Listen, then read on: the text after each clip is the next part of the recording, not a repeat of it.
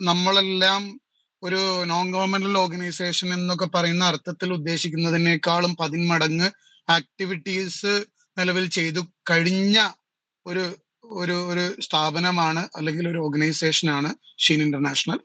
അപ്പോ പ്രത്യേകിച്ച് ഇന്ന് ഇന്ത്യയിൽ തന്നെ ഏറ്റവും പരിമിതമായ കരിയർ ഓപ്ഷനുകളിൽ ആളുകൾ വളരെ കുറഞ്ഞ കരിയർ ഓപ്ഷനുകളിൽ ഒന്നാണ് കരിയർ കൗൺസിലർ ആവുക, കരിയർ കോച്ച് ആവുക എന്നൊക്കെ പറയുന്ന ഒരു ഓപ്ഷൻ. പൊതുവെ അതിന് ആളെ കിട്ടാത്തതിന്റെ കാരണം മറ്റുള്ള മേഖല പോലെ അല്ല, കൃത്യമായി അപ്ഡേഷനും കൃത്യമായി ഫോളോ അപ്പും ഒക്കെ വേണ്ട ഒരു മേഖല ആയതുകൊണ്ട് തന്നെ അതിന് പലർക്കും പരിമിതി ഉണ്ട് എന്നുള്ളതാണ്.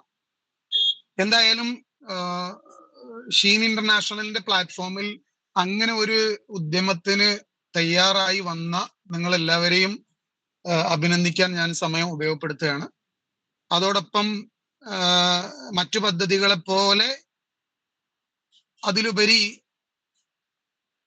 ഇമ്പോർട്ടൻസ് കൊടുത്ത് കുട്ടികളുടെയും അതുപോലെ അവരെ സപ്പോർട്ട് ചെയ്യുന്ന ആളുകളിലേക്കൊക്കെ കരിയറുമായി ബന്ധപ്പെട്ട അതിന്റെ സന്ദേശങ്ങൾ എത്തിക്കുന്നതിന് ഒരു നല്ല പ്ലാറ്റ്ഫോം ആരംഭിച്ച ഷീൻ അതിന്റെ അതോറിറ്റീസിനും എൻ്റെ ഹൃദയത്തിന്റെ ഭാഷയിലുള്ളൊരു നന്ദി അറിയിക്കുകയാണ്, അഭിനന്ദനങ്ങൾ അറിയിക്കാം.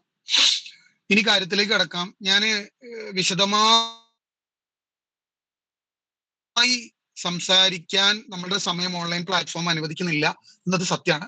എന്നാൽ പോലും കരിയർ കൗൺസിലർ ആയാൽ അതിന്റെ സാധ്യതകളെ ഒന്ന് മനസ്സിലാക്കി കഴിഞ്ഞാൽ പ്രോഗ്രാമാണ്. ഞാൻ പൊതുവെ ഒരു കുറഞ്ഞ കാലം ആണ് എനിക്ക് കരിയർ ഗൈഡൻസിൽ ഒരു എക്സ്പീരിയൻസ്, ഒരു 15 കൊല്ലമൊക്കെയാണ് എനിക്ക് കരിയർ ഗൈഡൻസ്, കരിയർ കൗൺസിലിംഗ് ഒക്കെ ചെയ്ത എക്സ്പീരിയൻസ് ഉള്ളത്. ആ കുറഞ്ഞ കാലത്തിന്റെ ഒരു എക്സ്പീരിയൻസിൽ എനിക്ക് പറയാനുള്ളത്, നിലവില് കേരളത്തിൽ മൊത്തം എടുത്തു കഴിഞ്ഞാൽ, കേരളത്തിന്റെ മൊത്തം പോപ്പുലേഷൻ എടുത്തു കഴിഞ്ഞാൽ അതില് ശാസ്ത്രീയമായ നിർദ്ദേശങ്ങൾ വെച്ച് കരിയർ കൗൺസിലിംഗ് ചെയ്യുന്ന ആൾക്കാര് ഒരു 20-ൽ താഴെ ഉള്ളൂ എന്ന് എനിക്ക് ധൈര്യസമേതം പറയാൻ പറ്റും. ആ കൂട്ടത്തിലുള്ള ഒരു വിദ്യാർത്ഥി മാത്രമാണ് ഞാൻ. സ്വാഭാവികമായിട്ടും മാത്രമല്ല, ഈ 20-ൽ താഴെയുള്ള ആളുകളിൽ 10-ലധികം ആളുകൾ കരിയർ ഗൈഡൻസിന്റെ സെലിബ്രിറ്റീസ് ആണ്. ഒരു 70 വയസ്സിന് മുകളിലുള്ള ആളുകളാണ്.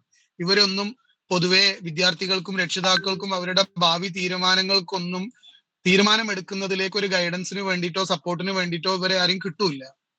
അപ്പോ ചുരുക്കി പറഞ്ഞാൽ കേരളത്തിലെ കരിയർ ഗൈഡുമാരിൽ വളരെ ചുരുങ്ങിയ ആളുകൾ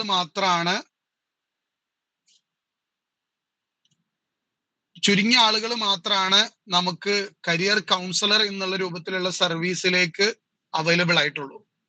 അതുകൊണ്ട് തന്നെ ഈ മേഖലയിൽ ഫുൾ ടൈമേഴ്സ് ആയി പ്രവർത്തിക്കാൻ താല്പര്യമുള്ള ആളുകൾക്ക് അവസരങ്ങൾ കൂടുതലുണ്ട് എന്ന് നമുക്ക് ഉറപ്പിക്കാൻ സാധിക്കും. ഇതില് കരിയർ കൗൺസിലിംഗ് പ്രത്യേകിച്ച് ഇതിന്റെ അവസരങ്ങള് പരിചയപ്പെടുത്തുമ്പോൾ പ്രത്യേകിച്ച് വിദ്യാർത്ഥികളുടെ ഇടയിലാണ് നമ്മളെ ജോലി എന്നുള്ളത് നമുക്ക് ഉറപ്പാണ്. വിദ്യാർത്ഥികളുടെ ഇടയിൽ എന്ന് പറയുമ്പോൾ career counselling, career guidance, career options, ഇത്തരം കാര്യങ്ങൾ ചർച്ച ചെയ്യുന്ന വേദി ആരംഭിക്കുന്നത് തന്നെ ഒരു പരിധി വരെ നമുക്കൊരു UP സ്കൂൾ തലത്തിൽ തുടങ്ങാമെങ്കിലും കേരളത്തിന്റെ ഒരു പ്രത്യേക സാഹചര്യമൊക്കെ വെച്ച്, അല്ലെങ്കിൽ ഇന്ത്യയിലെ ഒരു പ്രത്യേക സാഹചര്യമൊക്കെ വെച്ച് ഒരു ഹൈസ്കൂൾ മുതൽ അങ്ങോട്ട് നമുക്ക് professional career guidance and counselling ആരംഭിക്കാൻ സാധിക്കും. ഈ അർത്ഥത്തിൽ ഹൈസ്കൂൾ മുതൽ അങ്ങോട്ടുള്ള അക്കാദമിക്സിൽ എല്ലാം നമുക്ക് കരിയർ കൗൺസിലറുടെ ഒരു റോള് പ്രതീക്ഷിക്കാൻ സാധിക്കും. പക്ഷെ അവിടെ ഒരു പ്രശ്നമുള്ളത്,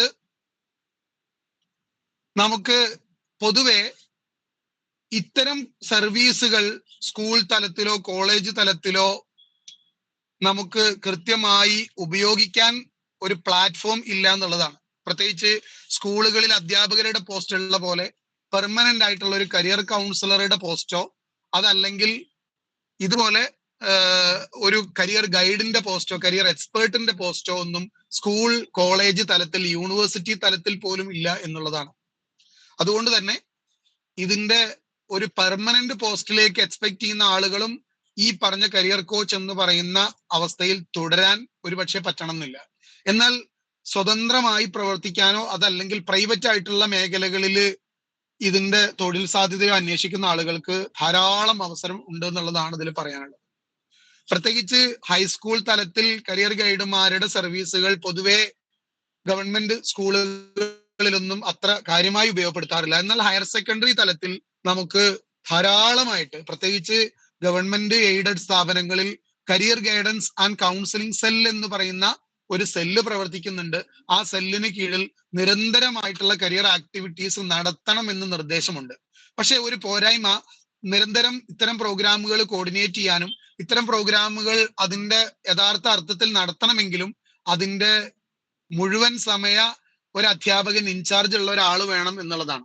എന്നാൽ നിലവിൽ മറ്റു സബ്ജക്റ്റുകൾ പഠിച്ചുകൊണ്ടിരിക്കുന്ന മറ്റു പല ഉത്തരവാദിത്തങ്ങളുമുള്ള ഒരു അധ്യാപകനെ ഈ ഉത്തരവാദിത്വം കൂടെ അഡീഷണൽ ആയിട്ട് ഏൽപ്പിക്കുക മാത്രമാണ് നമ്മുടെ നാട്ടിൽ ഹയർ സെക്കൻഡറി തലത്തിൽ നടക്കാറുള്ളത്. അതുകൊണ്ട് തന്നെ അത്തരം കാര്യങ്ങളിൽ കുറെ പരിമിതികൾ നമുക്ക് കാണാൻ സാധിക്കും. എന്നിരുന്നാൽ പോലും ഹയർ സെക്കൻഡറി തലത്തിൽ +1 +2 പഠനം കഴിഞ്ഞാൽ എന്തിലേക്ക് പോകണം, എവിടെ എത്തണം, എങ്ങനെ ജോലിയിലേക്ക് പ്രവേശിക്കണം, ഇത്തരം കാര്യങ്ങൾ അന്വേഷിച്ചു വരുന്ന കുട്ടികളുടെ എണ്ണം കൂടുതലാണ്. അത്തരം ആക്ടിവിറ്റീസിൽ നമുക്ക് വലിയ റോള് ഉണ്ട് താനും. അതുകൊണ്ട് തന്നെ ഹയർ സെക്കൻഡറിയുടെ കരിയർ കൗൺസിലിംഗ് സെല്ല് പോലെ നമുക്ക് പുറത്ത് നിന്ന് ഇത്തരം വിദ്യാർത്ഥികൾക്ക് സപ്പോർട്ട് ചെയ്യുന്ന ലെവലിലേക്ക് മാറാൻ പറ്റും. അതുപോലെ തന്നെ കോളേജ് തലങ്ങളിൽ പ്രത്യേകിച്ച് യൂണിവേഴ്സിറ്റികളിലൊക്കെ കോളേജ് തലങ്ങളിലൊക്കെ എംപ്ലോയ്മെന്റ് സെല്ല് അല്ലെങ്കിൽ പ്ലേസ്മെന്റ് സെല്ല് എന്നൊക്കെ പറഞ്ഞിട്ട് career guidance and placement cell എന്നാണ് കോളേജ് ലെവലിലുള്ള ഇത്തരം പ്ലാറ്റ്ഫോമുകൾ അറിയപ്പെടുന്നത്. അതുകൊണ്ട് തന്നെ അത്തരം പ്ലാറ്റ്ഫോമുകളിൽ നമുക്ക് കോളേജ് തലത്തിലൊക്കെ പെർമനന്റ് ആയിട്ടുള്ള ഒരു ജോലി ഇല്ലെങ്കിൽ പോലും സർവീസ് ചെയ്യാൻ പറ്റും എന്നുള്ളതാണ്. ഇനി അതൊന്നും ഇല്ലെങ്കിലും സ്വതന്ത്രമായിട്ട് ഒരു പ്രൈവറ്റ് ആയിട്ടുള്ള ഒരു കൺസൾട്ടൻസി ആയിട്ടെങ്കിലും നമുക്ക് പ്രവർത്തിക്കാൻ പറ്റും എന്നുള്ളതാണ്. ഞാൻ ഇത്രയും കാര്യങ്ങൾ പറയുന്നതിന്റെ ഉദ്ദേശം കരിയർ കോച്ച്, കരിയർ കൗൺസിലർ എന്നുള്ള ഒരു മുഴുവൻ സമയ പ്രവർത്തകൻ എന്നുള്ള രൂപത്തിൽ അത്തരം അവസരങ്ങൾ നമ്മളെ മുമ്പിൽ അധികം ഉണ്ട് എന്ന് ബോധ്യപ്പെടുത്താനാണ്. ഇനി അതോടൊപ്പം പ്രത്യേകിച്ച് 2 വിഭാഗം ആളുകൾ കരിയർ കൗൺസിലർ എന്ന പേരിൽ പൊതുവെ അറിയപ്പെടാറുണ്ട്. കരിയർ കൗൺസിലർ എന്ന പേരിൽ അറിയപ്പെടുന്ന 2 വിഭാഗം ആളുകൾ. ഒന്നാമത്തെ വിഭാഗം, ഏറ്റവും കൂടുതലുള്ള ആളുകൾ അഡ്മിഷൻ ഏജൻസികൾ, എക്സ്ക്ലൂസീവ്ലി അഡ്മിഷൻ ഏജൻസികൾ നടത്തുന്ന ആളുകളാണ്. അത്തരം ആളുകളെ സംബന്ധിച്ച് അവര് പക്ക കരിയർ കൗൺസിലർമാർ എന്ന അർത്ഥത്തിൽ അറിയപ്പെടാൻ പാടില്ലാത്തവരാണ്. അവര് ഒരു സത്യം പറഞ്ഞാൽ അവരുടെ ജോലി എന്ന് പറയുന്നത് കുറച്ച് പ്രൊഡക്റ്റുകൾ കയ്യിൽ വെച്ച് അത് വിൽപ്പന നടത്തുന്ന ആളുകൾ മാത്രമാണ്. കുറച്ച് കോളേജുകൾ, കുറച്ച് യൂണിവേഴ്സിറ്റികൾ, കുറച്ച് കോഴ്സുകളൊക്കെ അവരുടെ കയ്യിലുണ്ട്. അത് വിൽപ്പന നടത്തുന്ന ആളുകളാണ്. അവർക്ക് പ്രത്യേകിച്ച് കരിയർ തീരുമാനം എടുക്കുന്നതിലേക്ക് കുട്ടികളെ സഹായിക്കാനൊന്നും ഇല്ല. എന്നാൽ അത്തരം ആളുകളാണ് കരിയർ കൗൺസിലർ. പ്രത്യേകിച്ച് നിങ്ങൾ ഈ അഡ്മിഷൻ കൺസൾട്ടൻസികളുടെ വെബ്സൈറ്റും അഡ്മിഷൻ ചെയ്യുന്ന ആളുകളുമായി സംസാരിക്കുമ്പോഴൊക്കെ അവരൊക്കെ പറയുന്നത് ഞങ്ങൾ കരിയർ കൗൺസിലിംഗ് കൊടുക്കുന്നുള്ളതാണ്. അഥവാ കരിയർ തീരുമാനം എടുക്കാൻ കുട്ടികളുടെ കഴിവും കഴിവില്ലായ്മയും മനസ്സിലാക്കലും അത്തരം കാര്യങ്ങളെല്ലാം അവരിൽ നിന്ന് മനസ്സിലാക്കി അതുവഴി അവർക്ക് വേണ്ട ഓപ്ഷൻസ് കൃത്യമായി പറഞ്ഞു കൊടുക്കുന്ന ആളാണ് ഈ കരിയർ കൗൺസിലർ എന്ന് പറയുന്നത്. പക്ഷെ അതിന് പകരം +2 സയൻസ് ഗ്രൂപ്പ് കഴിഞ്ഞാൽ ഞങ്ങളുടെ കയ്യിൽ MBBS ഉണ്ട്, അത് വേണോ, ഞങ്ങളുടെ കയ്യിൽ എഞ്ചിനീയറിംഗ് ഉണ്ട്, അത് വേണോ, ഇത്തരം കാര്യങ്ങൾ പൊതുവെ സംസാരിക്കുന്ന ആളുകളാണ് ഈ പറഞ്ഞ അഡ്മിഷൻ ഏജന്റുമാര്. രണ്ടാമത്തെ വിഭാഗം എന്ന് പറയുന്നത് അവര് പക്ക കരിയർ കൗൺസിലർമാരാണ്. അവരുടെ റോള് അഡ്മിഷൻ ശരിയാക്കി കൊടുക്കുന്ന പരിപാടിയല്ല. എന്നാൽ അഡ്മിഷനുമായി ബന്ധപ്പെട്ട എൻക്വയറികൾ നടത്തുന്ന ആളുകൾക്ക് അതിന്റെ റെഫറൻസ് കൊടുക്കുകയോ അതിന് വേണ്ട നിർദ്ദേശം കൊടുക്കുകയോ ചെയ്യാം. ഉദാഹരണത്തിന് സർക്കാർ മെഡിക്കൽ കോളേജിൽ നീറ്റില് 550 or 600 മാർക്കുള്ള ഒരു കുട്ടീനെ സംബന്ധിച്ച് ആ കുട്ടിക്ക് ഗവൺമെന്റ് മെഡിക്കൽ കോളേജിൽ MBBS അഡ്മിഷൻ കിട്ടാൻ ഒരു സാധ്യതയും ഇല്ല എന്ന് കാണുമ്പോൾ സ്വാഭാവികമായിട്ടും ആ കുട്ടിക്ക് പിന്നുള്ള ഓപ്ഷൻ പ്രൈവറ്റ് മെഡിക്കൽ കോളേജിൽ MBBS പഠിക്കുക എന്നുള്ളതാണ്. ഇത്തരം കാര്യങ്ങൾ പറഞ്ഞു കൊടുക്കൽ കരിയർ കൗൺസിലറുടെ ഉത്തരവാദിത്തമാണ്. ഇനി മെറിറ്റിൽ കിട്ടിയിട്ടില്ല എങ്കിൽ മാനേജ്മെന്റ് സീറ്റിലേക്ക് പോകണം എന്ന് പറഞ്ഞു കൊടുക്കലും കരിയർ കൗൺസിലർമാർ തന്നെയാണ്. ഇനി മാനേജ്മെന്റിൽ കിട്ടിയിട്ടില്ലെങ്കിൽ NRI സീറ്റിലേക്ക് പോകണം എന്ന് പറയലും കരിയർ കൗൺസിലർമാരുടെ ഉത്തരവാദിത്തമാണ്. ഈ തരത്തിൽ കരിയർ ഗൈഡൻസ് നടത്തുന്ന എക്സ്ക്ലൂസീവ്ലി സയന്റിഫിക് ആയിട്ടുള്ള കരിയർ ഗൈഡൻസ്, കരിയർ കൗൺസിലിംഗ് നടത്തുന്ന ആളുകൾക്ക് ഒരുപാട് റോള് കുട്ടികളുടെ ഭാവി തീരുമാനിക്കുന്നതുമായി ബന്ധപ്പെട്ടിട്ടുണ്ട് എന്നുള്ളതാണ്. പിന്നെ അതില് ഞാൻ എന്നോട് തന്നെ ഒരു പക്ഷേ സംസാരിക്കുമ്പോൾ ഞാൻ പറയുന്ന എന്റെ പരിമിതികളെ കുറിച്ച് സംസാരിക്കുമ്പോൾ ഞാൻ മനസ്സിലാക്കുന്ന ഒരു കാര്യം, എന്റെ അറിവില്ലായ്മ പല കുട്ടികളുടെയും കരിയറിനെ പരിമിതപ്പെടുത്താൻ കാരണമാവുന്നു എന്ന് ഞാൻ ചിന്തിക്കാറുണ്ട്. അഥവാ എന്റെ കോഴ്സുകളെ കുറിച്ചും അതിന്റെ സാധ്യതകളെ കുറിച്ചുമുള്ള അറിവില്ലായ്മ, ഒരു പക്ഷേ ഞാൻ ഒരു കാര്യത്തെക്കുറിച്ച് എനിക്ക് അറിയില്ലെങ്കിൽ, ഇപ്പൊ ഡാറ്റാ സയൻസ് എന്ന് പറയുന്ന ഒരു മേഖലയെ കുറിച്ച് എനിക്ക് അറിയില്ലെങ്കിൽ ഒരു കുട്ടി അത് ചോദിക്കുന്നതോടുകൂടെ ഞാൻ അറിയില്ല എന്ന് പറയുന്നതിന് പകരം ഒരു പക്ഷേ എന്റെ അപ്രോച്ച് ഉണ്ടാവുക മറ്റൊരു മേഖലയിലേക്ക് ഞാൻ ആ കുട്ടീനെ ഡൈവേർട്ട് ചെയ്യാനുള്ള സാധ്യത കൂടുതലാണ്. അങ്ങനെ എങ്ങാനും സംഭവിച്ചാൽ ആ കുട്ടിയുടെ കരിയറിൽ ഞാൻ ഇൻഫ്ലുവൻസ് ചെയ്തിട്ട് ആ കുട്ടിയുടെ യഥാർത്ഥ സക്സസിലേക്ക് എത്തിക്കാതിരിക്കാനുള്ള ഒരു ഇടപെടൽ ഞാൻ നടത്തി എന്നുള്ള രൂപത്തിലാണ് കാണാൻ സാധിക്കുക. എന്തായാലും ഞാൻ പറഞ്ഞു വന്നത്, കരിയർ ഗൈഡുമാർക്ക് അവസരം ഉണ്ടെന്ന് പറഞ്ഞു. ഇത് ഈ ഗവൺമെന്റ് തലത്തിലും അതല്ലാത്ത തലത്തിലും ഇവിടെയുള്ള അവസരങ്ങളെ പരിചയപ്പെടുത്തി. ഇനി പൊതുവെ നിങ്ങൾ കരിയർ കോച്ചുമാരാവാൻ ഇരിക്കുന്ന ആളുകൾ എന്നുള്ള അർത്ഥത്തിൽ ഒരു 9ഓളം പോയിന്റുകൾ, ഒരു കുട്ടിയുടെ കരിയർ തീരുമാനത്തിനെ സ്വാധീനിക്കുന്ന ഒരു 9ഓളം പോയിന്റുകൾ മാത്രം സംസാരിച്ച് ഞാൻ അവസാനിപ്പിക്കും. അതിനുള്ള സമയമാണ് നമുക്ക് കിട്ടാൻ സാധ്യത ഉള്ളത്. അതുകൊണ്ട് ഒരു മണിക്കൂറിലധികം ഒന്നും നമുക്ക് ഓൺലൈൻ പ്ലാറ്റ്ഫോമിൽ ഇരിക്കാൻ കൂടുതൽ സാധിക്കില്ല. ഈ സമയം കൊണ്ട് ഒരു 9 പോയിന്റുകളാണ് നമുക്ക് അതിൽ സംസാരിക്കാനുള്ളത്. അതില് കരിയർ തീരുമാനമെടുക്കാൻ നമ്മൾ തന്നെ ആലോചിച്ചാൽ മനസ്സിലാക്കാൻ പറ്റും. 10ാം ക്ലാസ് കഴിഞ്ഞ് +1ലോ +2ലോ പഠിച്ചുകൊണ്ടിരിക്കുന്ന, അല്ലെങ്കിൽ 10ാം ക്ലാസ്സിൽ തന്നെ പഠിച്ചുകൊണ്ടിരിക്കുന്ന കുട്ടിക്ക് ഭാവിയുമായി ബന്ധപ്പെട്ട കാര്യങ്ങൾ തീരുമാനമെടുക്കണമെങ്കിൽ പൊതുവെ നമ്മൾ അതിനെക്കുറിച്ച് അന്വേഷിക്കുമ്പോൾ നമ്മൾ ആദ്യം നമ്മളെ മനസ്സിലേക്ക് വരുന്നത് ഈ പഠന മേഖലയ്ക്ക് ഓപ്പർച്യൂണിറ്റി ഉണ്ടോ ഇല്ല എന്നുള്ളതാണ്. പൊതുവെ അതില് എനിക്ക് ഇടപെടാനുള്ളത്, ഇത്തരം കാര്യങ്ങളുടെ അന്വേഷണം എത്തിപ്പെടാറുള്ളത് കരിയർ കൗൺസിലറുടെ അടുത്തല്ല. പൊതുവെ നമ്മളെ നാട്ടിൻപുറത്ത് ഒരുപക്ഷെ അധ്യാപകരുടെ ഇടയിലോ അതല്ലെങ്കിൽ ജനറൽ പബ്ലിക്കിന്റെ ഇടയിലോ ആണ് ഒരു കോഴ്സിനോ അതിന്റെ കോളേജിനോ ആ പഠന മേഖലയ്ക്കോ ജോലി സാധ്യത ഉണ്ടോ എന്നുള്ള അന്വേഷണം അവസാനമായി എത്തിപ്പെടാറുള്ളത്. ഈ എത്തിപ്പെടൽ അവസാനമായിട്ട് കുട്ടികളിൽ മിസ്ഗൈഡ് ചെയ്യപ്പെടാനും സാധ്യതയുണ്ട്. ഞാനിത് പറയാനുള്ള കാരണം, ഒരു പെൺകുട്ടി അടുത്ത കാലത്ത് എന്നെ വിളിച്ചിട്ട് ആ കുട്ടി എന്നോട് സംസാരിച്ചു തുടങ്ങിയപ്പോ തന്നെ, സാറ് പ്രൊഫഷണൽ കരിയർ ഗൈഡ് ആണോ അതോ അഡ്മിഷൻ ഏജന്റ് ആണോ എന്ന് ചോദിച്ചു. അപ്പൊ ഞാൻ കരിയർ ഗൈഡ് ആണെന്ന് പറഞ്ഞപ്പോ ആ കുട്ടി പറഞ്ഞു, സാറേ നിങ്ങളുടെ സർവീസാണ് എനിക്ക് വേണ്ടത്, അതുകൊണ്ടാണ് ഞാൻ അത് ചോദിക്കാനുള്ള കാരണം.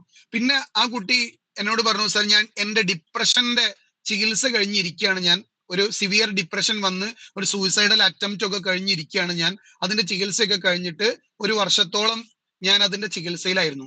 അപ്പൊ ഞാൻ ചോദിച്ചു, മോൾക്ക് ഡിപ്രഷൻ ഉണ്ടാവാൻ കാരണം എന്താണെന്ന് ചോദിച്ചപ്പോ ആ കുട്ടി പറഞ്ഞത്, ഞാൻ +2 സയൻസ് ഗ്രൂപ്പ് കഴിഞ്ഞിട്ട് ഞാൻ ഒരു വെറൈറ്റി കോഴ്സ് എടുക്കണം എന്ന മനസ്സിലുണ്ടെങ്കിൽ പോലും അന്വേഷിച്ച് വന്നെത്തിയത് പെർഫ്യൂഷൻ ടെക്നോളജിയിലാണ്. ആ കോഴ്സിനെ കുറിച്ച് നാട്ടുകാരോട് മുഴുവനും, പ്രത്യേകിച്ച് അധ്യാപകരടങ്ങുന്ന ആളുകളോട് മുഴുവൻ അന്വേഷിച്ചപ്പോ അവരെല്ലാം പറഞ്ഞത് നല്ല സൂപ്പർ കോഴ്സാണെന്നുള്ളതാണ്. അങ്ങനെ ഞാൻ ആ കോഴ്സ് കംപ്ലീറ്റ് ചെയ്യുന്നതിലേക്ക് പോവുകയും അവസാനം ഞാൻ ആ കോഴ്സിലേക്ക് ജോയിൻ ചെയ്ത് എൻട്രി കിട്ടി.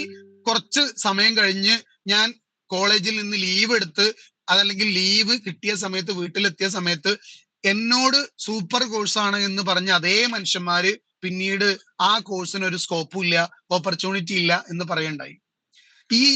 ഈ പറഞ്ഞ കാര്യം കൊണ്ട് എന്റെ ഭാവി സുരക്ഷിതമാവാതിരിക്കാൻ ഞാൻ സെലക്ട് ചെയ്ത കോഴ്സ് കാരണമായല്ലോ, അല്ലെങ്കിൽ ഞാൻ സെലക്ട് ചെയ്തത് റോങ് ഡിസിഷൻ ആയി പോയല്ലോ എന്ന അർത്ഥത്തിൽ മാത്രം ആലോചിച്ച് എനിക്ക് ഡിപ്രഷൻ വരികയും അത് പിന്നെ സിവിയർ ആവുകയും ഞാൻ ജീവിതം തന്നെ മടുത്ത് ഒരു ആത്മഹത്യാ പ്രവണതയിലേക്ക് പോവുകയും ചെയ്തു എന്നുള്ളതാണ്. ഞാൻ പറഞ്ഞു വന്നത്, കൃത്യമായ കരിയർ സാധ്യതകൾ, ഓപ്പർച്യൂണിറ്റീസ്, അത് പൊതുവെ കരിയർ കോച്ച് ആവാൻ ഉദ്ദേശിക്കുന്ന ഈ എന്റെ ക്ലാസ്സിൽ ഇരിക്കുന്ന ആൾക്കാരോട് പറയാനുള്ളത്, നമുക്ക് അറിയുന്ന കാര്യങ്ങൾ കൃത്യമായിട്ട് കുട്ടികൾക്ക് പറഞ്ഞു കൊടുക്കുകയും അറിയാത്ത കാര്യങ്ങൾ പഠിച്ചു പറയാമെന്നെങ്കിലും പറയുന്ന ഒരു അവസ്ഥ ഉണ്ടെങ്കിൽ സ്വാഭാവികമായിട്ടും നമ്മൾ അവരെ മിസ്ഗൈഡ് ചെയ്യുന്നു എന്നുള്ളൊരു അവസ്ഥയിലേക്ക് എത്താൻ സാധിക്കില്ല. അഥവാ അല്ലാത്ത പക്ഷം നമുക്ക് അറിയുന്നത് മാത്രം പറഞ്ഞു കൊടുക്കുകയോ അല്ലെങ്കിൽ അറിയാത്തതിനെ കുറിച്ച് നമ്മൾ എന്തെങ്കിലും പറഞ്ഞു കൊടുക്കുകയോ ചെയ്തു കഴിഞ്ഞാൽ സ്വാഭാവികമായിട്ടും അത് മിസ്ഗൈഡ് ചെയ്യലാവും. അത് കുട്ടികളുടെ ഭാവിയെ ബാധിക്കാൻ സാധ്യതയുണ്ട്. അപ്പൊ കൃത്യമായി ഒരു കുട്ടിയുടെ ഭാവി തീരുമാനിക്കണമെങ്കിൽ ഒന്നാമത്തെ പോയിന്റ് ഓപ്പർച്യൂണിറ്റിയെ കുറിച്ച് അറിഞ്ഞിരിക്കണം. എവിടെയാണ് ജോലി കിട്ടുക, എന്താണ് ജോലി ഉണ്ടാവുക, എന്താണ് ആ ജോലിയുടെ സ്വഭാവം, എത്രയാണ് സാധാരണ ലെവലില് സാലറി ഉണ്ടാവാറുള്ളത്, ഇങ്ങനെയുള്ള കാര്യങ്ങളെ കുറിച്ച് ഒരു ആവറേജ് ഒരു ഐഡിയ നമുക്ക് ഉണ്ടായിരിക്കണം എന്നുള്ളതാണ്. പക്ഷെ ഒരു പരിധി വരെ കുട്ടികൾ തെറ്റിദ്ധരിപ്പിക്കപ്പെടാൻ സാധ്യത ഉണ്ടാവാറുള്ളത് പലരും സാലറി എന്ന ഒറ്റ പോയിന്റിൽ മാത്രം ഫോക്കസ് ചെയ്തിട്ട് പോവാറുണ്ട്. ഓപ്പർച്യൂണിറ്റി എന്ന് പറഞ്ഞു കഴിഞ്ഞാൽ സാലറി അല്ല. ഓപ്പർച്യൂണിറ്റി എന്ന് പറഞ്ഞു കഴിഞ്ഞാൽ പൊതുവെ നമുക്ക് പൂർണ്ണമായ സംതൃപ്തിയോടുകൂടെ പാഷനോടുകൂടെ ചെയ്യാൻ പറ്റുന്ന ജോലിയാണ്. അതോടൊപ്പം നമുക്ക് കിട്ടുന്ന ഫിനാൻഷ്യൽ റിട്ടേണും കൂടെ ഇമ്പോർട്ടന്റ് ആണെന്നുള്ളതാണ്. ഈ അർത്ഥത്തിൽ സാമ്പത്തികമായ കാര്യം കൂടെ പരിഗണിച്ച് ഓപ്പർച്യൂണിറ്റിയെ കൃത്യമായി മനസ്സിലാക്കി നമ്മൾ ഗൈഡ് ചെയ്യണം എന്നുള്ളതാണ് ഒന്നാമത്തത്. രണ്ടാമത്തെ പോയിന്റ് നല്ല സ്ഥാപനങ്ങൾ തിരഞ്ഞെടുക്കണം എന്നുള്ളതാണ്. പ്രത്യേകിച്ച് ഇപ്പോഴത്തെ ഒരു സാഹചര്യത്തിൽ ഇന്റർനാഷണൽ ലെവലില് പഠിക്കാനും ജോലി ചെയ്യാനും ഒക്കെ ഉള്ള സാഹചര്യം കൂടി വരുന്നൊരു സമയമാണ്. ഇപ്പൊ കേരളത്തില് 2-3 ദിവസമായിട്ട് നമ്മളെ നിയമസഭ പ്രൈവറ്റ് യൂണിവേഴ്സിറ്റി നിയമം പാസാക്കി കഴിഞ്ഞു. പ്രൈവറ്റ് യൂണിവേഴ്സിറ്റികൾക്ക് കേരളത്തില് യൂണിവേഴ്സിറ്റി ആരംഭിക്കാനും അതിന്റെ പ്രവേശനം നടത്താനും അതിന്റെ റിസർവേഷനും അത്തരം കാര്യങ്ങളൊക്കെ ചർച്ച ചെയ്തുകൊണ്ടിരിക്കുന്ന സമയമാണ്. ഒരുപക്ഷെ 4-5 അല്ലെങ്കിൽ 10 കൊല്ലം മുന്നേ ചർച്ച ചെയ്ത ഈ പ്രൈവറ്റ് യൂണിവേഴ്സിറ്റി സിസ്റ്റം അന്ന് വരുമായിരുന്നെങ്കിൽ ഇന്ന് 2.5 ലക്ഷം വിദ്യാർത്ഥികളോളം ഇന്ത്യക്ക് പുറത്തു പോയിട്ട് ഓരോ വർഷം പഠിക്കുന്നത് നല്ലൊരു ശതമാനം കുറച്ച് വിദേശ യൂണിവേഴ്സിറ്റികൾ അടക്കമുള്ള യൂണിവേഴ്സിറ്റികളുടെ ക്യാമ്പസുകൾ നമുക്ക് ഇന്ത്യയിൽ പ്രവർത്തനം തുടങ്ങി ഇന്ത്യയിൽ തന്നെ അത്തരം ക്യാമ്പസുകളിൽ പഠിക്കാൻ സാധിക്കുമായിരുന്നു. എന്തായാലും ഇപ്പോഴാണ് അതിന് അവസരം ഒത്തത്. അപ്പൊ നല്ല സ്ഥാപനങ്ങൾ, പ്രത്യേകിച്ച് അത് സർക്കാർ സ്ഥാപനങ്ങൾ എന്ന് മാത്രം പറയാൻ പറ്റില്ല, ഏത് കോഴ്സിനാണെങ്കിലും ഏത് മേഖലയാണെങ്കിലും അതിന് ഇന്ത്യയിൽ നിന്നല്ല ലോകത്ത് തന്നെ ഏറ്റവും നല്ല സ്ഥാപനങ്ങളെ, അറിയപ്പെടുന്ന സ്ഥാപനങ്ങൾ നോക്കി തെരഞ്ഞെടുക്കാൻ പറ്റും എന്നുള്ളതാണ്. അപ്പൊ നല്ല സ്ഥാപനങ്ങളെ, പ്രത്യേകിച്ച് സ്ഥാപനങ്ങളുടെ കാര്യത്തിൽ വളരെ സൂക്ഷ്മത വേണമെന്ന് കരിയർ കോച്ചുമാരാവാൻ ഉദ്ദേശിക്കുന്ന ആൾക്കാരോട് പറയാനുള്ളത്, പ്രത്യേകിച്ച് ഒരേ പേരിൽ അറിയപ്പെടുന്ന കോഴ്സ് തന്നെ അംഗീകാരം ഉള്ള കോഴ്സ് തന്നെ ഉള്ള സ്ഥിതിക്ക് തന്നെ അംഗീകാരം ഇല്ലാത്ത കോഴ്സും സെയിം സിറ്റിയിൽ അതേപോലെ ഒരു പരിധി വരെ അംഗീകാരമുള്ള കോളേജിനേക്കാളും നല്ല അവസ്ഥയിൽ നമുക്ക് കാണാൻ സാധിക്കും. പ്രത്യേകിച്ച് ഈ കോഴ്സുകൾ തിരഞ്ഞെടുക്കുമ്പോൾ അതിന് ഗവൺമെന്റിന്റെ ചില പ്രത്യേകമായ ബോഡികളുടെ പോലും അംഗീകാരം വേണം എന്നുള്ളത് പരാമർശിക്കാറുണ്ട്. ഉദാഹരണത്തിന് ഇപ്പൊ നഴ്സിംഗ് പോലെയുള്ള കോഴ്സുകൾ, മെഡിക്കൽ പോലെയുള്ള കോഴ്സുകൾ ഹെൽത്ത് യൂണിവേഴ്സിറ്റി ആയാൽ മാത്രം പോരാ, അതിന് ചില കൗൺസിലുകളുടെ അംഗീകാരം പോലും വേണം. ഇപ്പൊ MBBS പഠിക്കാൻ കേരള യൂണിവേഴ്സിറ്റി ഓഫ് ഹെൽത്ത് സയൻസിന്റെ അംഗീകാരം മാത്രം പോരാ, നാഷണൽ മെഡിക്കൽ കമ്മീഷൻ എന്ന് പറയുന്ന മെഡിക്കൽ കൗൺസിലിന്റെ അംഗീകാരം വേണമെന്നുണ്ട്. അപ്പൊ ഇത്തരം ഒന്നിലധികം ബോഡികളുടെ അംഗീകാരം പോലും വേണ്ട സ്ഥാപനങ്ങളും കോഴ്സുകളും ഉണ്ട്. അത്തരം കോഴ്സുകളും സ്ഥാപനങ്ങളും, ഇനി ചില കോഴ്സിനൊക്കെ ഒരു ബാച്ചിന് അംഗീകാരം ഉണ്ടെങ്കിൽ അടുത്ത ബാച്ചിന് അംഗീകാരം ഇല്ല എന്ന് വന്നാൽ ആ അംഗീകാരമുള്ള ബാച്ചിന് പഠിച്ചിട്ടേ കാര്യമുള്ളൂ. അംഗീകാരമില്ലാത്ത ചില വർഷങ്ങൾക്കാണ് അംഗീകാരം കൊടുക്കുക, അടുത്ത വർഷത്തേക്ക് അംഗീകാരം പ്രത്യേകമായിട്ട് വാങ്ങിക്കേണ്ടതുണ്ട്. അപ്പൊ അത്തരം അംഗീകാരങ്ങളൊക്കെ ഉണ്ട് എന്ന് ഉറപ്പ് വരുത്തിയിട്ട് വേണം നമ്മൾ കോഴ്സ് പഠിക്കാൻ പോകാൻ. അതല്ലാത്ത പക്ഷം നമുക്ക് ഒരുപക്ഷെ നമ്മളുടെ പഠിക്കുന്ന കോഴ്സ് ഒരുപക്ഷെ കംപ്ലീറ്റ് ചെയ്തതിന് ശേഷമാവും നമുക്കത് അംഗീകാരം ഇല്ല എന്ന് ബോധ്യപ്പെടാം. പറഞ്ഞു വന്നത്, നല്ല സ്ഥാപനങ്ങൾ നോക്കി തെരഞ്ഞെടുക്കണം. ഇന്റർനാഷണൽ ലെവലില് ഇന്ത്യക്ക് പുറത്തും നല്ല സ്ഥാപനങ്ങൾ നമുക്ക് പഠിക്കാനുണ്ട്. അത്തരം സ്ഥാപനങ്ങളെ നമ്മൾ പഠനത്തിന് സെലക്ട് ചെയ്യണം എന്നുള്ളതാണ് രണ്ടാമത്തെ ഓപ്ഷൻ. മൂന്നാമത്തത്, ചില കരിയറുകളിൽ മാത്രം ജെൻഡർ ഡിഫറൻസും ജെൻഡർ ഡോമിനേഷനും പറയാറുണ്ട്. പ്രത്യേകിച്ച് ആൺകുട്ടികൾക്ക് നന്നായിട്ട് പഠിക്കാൻ പറ്റുന്ന അല്ലെങ്കിൽ ജോലി ചെയ്യാനും പഠിക്കാനും പറ്റുന്ന കോഴ്സുകളുണ്ട്. ആൺകുട്ടികളെ മാത്രം പ്രിഫർ ചെയ്യുന്ന കോഴ്സുകളും കോളേജുകളും ഉണ്ട്. അതേപോലെ തന്നെ പെൺകുട്ടികളെ മാത്രം പ്രിഫർ ചെയ്യുന്ന കോളേജുകളും കോഴ്സുകളും ഉണ്ട്. എക്സ്ക്ലൂസീവ്ലി ആൺകുട്ടികൾക്കും പെൺകുട്ടികൾക്കും അഡ്മിഷൻ നടത്തുന്ന കോഴ്സുകളും കോളേജുകളും ഉണ്ട്. അതേപോലെ തന്നെ ഈ ചില കോഴ്സുകളിൽ ആൺകുട്ടികൾക്ക് പ്രിഫറൻസ് കൂടുതൽ ഉള്ളതുണ്ട്, അതിൽ പെൺകുട്ടികൾക്ക് കുറവാണ്. പെൺകുട്ടികൾക്ക് പ്രിഫറൻസ് കൂടുതൽ ഉള്ളതുണ്ട്, അതിൽ ആൺകുട്ടികൾക്ക് കുറവാണ്. ഇങ്ങനെയുള്ള കോഴ്സുകളും നമുക്ക് അവൈലബിൾ ആണ്. അപ്പോൾ ജെൻഡർ ഡോമിനേഷനും ജെൻഡർ ഡിഫറൻസസും ഇത്തരം കാര്യങ്ങളിൽ കൃത്യമായി നമ്മൾ മനസ്സിലാക്കി വേണം മുന്നോട്ട് പോകാൻ. അഥവാ ഏത് ജെൻഡറിനാണ് ഈ കരിയർ ഏറ്റവും ആപ്റ്റ് ആയിട്ടുള്ളത്, അല്ലെങ്കിൽ ഈ ജെൻഡറിന്, ഒരു പർട്ടിക്കുലർ ജെൻഡറിന് എങ്ങനെയാണ് ഇതിന്റെ സാധ്യതകൾ ഉള്ളത് എന്ന് മനസ്സിലാക്കേണ്ടതുണ്ട്. ഞാൻ ഇങ്ങനെയൊക്കെ പറയുമ്പോൾ നിങ്ങൾ കൺഫ്യൂസ്ഡ് ആയി പോകാൻ സാധ്യതയുണ്ട്. എല്ലാവർക്കും കൺഫ്യൂഷൻ ഉണ്ടാവാൻ സാധ്യതയല്ല. ചില ആൾക്കാരൊക്കെ മനസ്സിലാക്കിയിട്ടുണ്ടാവും. ചില കോഴ്സുകൾക്ക്, ഉദാഹരണത്തിന് ഇപ്പോ നമ്മളുടെ നേവൽ അക്കാദമിയിലെ ബിടെക് കോഴ്സ് ഇപ്പോഴും പെൺകുട്ടികൾക്ക് പ്രവേശനമേ ഇല്ല. നേവൽ അക്കാദമിയിലെ ബിടെക് കോഴ്സ് ആൺകുട്ടികൾക്ക് മാത്രമാണ്. എന്നാൽ ആർമി, എയർഫോഴ്സ്, നേവിയിലേക്ക് ഓഫീസർ ആവാൻ NDA പരീക്ഷ എഴുതാൻ ആൺകുട്ടികൾക്കും പെൺകുട്ടികൾക്കും ഒരുപോലെ പറ്റും. എന്നാൽ നേവൽ അക്കാദമിയിലെ ബിടെക് കോഴ്സ് പെൺകുട്ടികൾക്ക് പറ്റില്ല. അതേപോലെ തന്നെ ഹോം സയൻസ് എന്ന് പറയുന്ന ഒരു കോഴ്സ് ഉണ്ട്. ഡൽഹി യൂണിവേഴ്സിറ്റിയിലടക്കം, കേരളത്തിലെ ചില യൂണിവേഴ്സിറ്റികളിലൊക്കെ ഉണ്ട്, അല്ലെങ്കിൽ കോളേജുകളിലൊക്കെ ഉണ്ട്. ഡൽഹി യൂണിവേഴ്സിറ്റിയിലെ അടക്കം ഈ കോഴ്സിന്, ഹോം സയൻസ് എന്ന് പറഞ്ഞ കോഴ്സിന് പെൺകുട്ടികൾക്ക് മാത്രമാണ് പ്രവേശനം, അതിൽ ആൺകുട്ടികൾക്ക് പ്രവേശനമേ ഇല്ല. ഇങ്ങനെയുള്ള കാറ്റഗറി ഉണ്ട്. അതേപോലെ തന്നെ നഴ്സിംഗ് പോലെയുള്ള കോഴ്സുകൾക്ക് പെൺകുട്ടികൾക്ക് 80% റിസർവേഷൻ, പെൺകുട്ടികൾക്ക് 80% റിസർവേഷൻ ഉണ്ടെങ്കിൽ ആൺകുട്ടികൾക്ക് 20% ആണ് റിസർവേഷൻ. അപ്പൊ ഈ അർത്ഥത്തിൽ അത്തരം കോഴ്സുകൾ പഠിക്കാൻ കൂടുതൽ ആൺകുട്ടികൾ പഠിക്കണം അല്ലെങ്കിൽ പോകണം എന്ന് പറയുന്നതിലും അർത്ഥമില്ല. എന്തായാലും ഇങ്ങനെയുള്ള ജെൻഡർ ഡിഫറൻസും ജെൻഡർ ഡോമിനേഷനും നോക്കണം എന്നാണ് സൂചിപ്പിക്കാനുള്ളത്. ഇനി അടുത്ത പോയിന്റ്, പേഴ്സണൽ വാല്യൂസ്. മതവിശ്വാസവുമായിട്ട് വേണമെങ്കിൽ അതിനെ ബന്ധപ്പെടുത്താം. അവരവരുടെ പേഴ്സണൽ വാല്യൂസ് നോക്കിയിട്ട് തീരുമാനിക്കണം എന്ന് പറയാറുണ്ട്. അഥവാ ചില കാര്യങ്ങളിൽ അവരുടെ മതവിശ്വാസമോ അല്ലെങ്കിൽ പേഴ്സണൽ പ്രിഫറൻസസോ ഒക്കെ നോക്കിയിട്ട് നമുക്ക് അത്തരം ജോലികളിലേക്കും കോഴ്സ് പഠനത്തിലേക്കും, ഉദാഹരണത്തിന് ഇപ്പോ hotel management and catering technology എന്ന് പറഞ്ഞ കോഴ്സ് ഉണ്ട്. ഹോട്ടലുകളിൽ ഭക്ഷണം പാകം ചെയ്യുന്നതുമായി ബന്ധപ്പെട്ട കോഴ്സാണ്.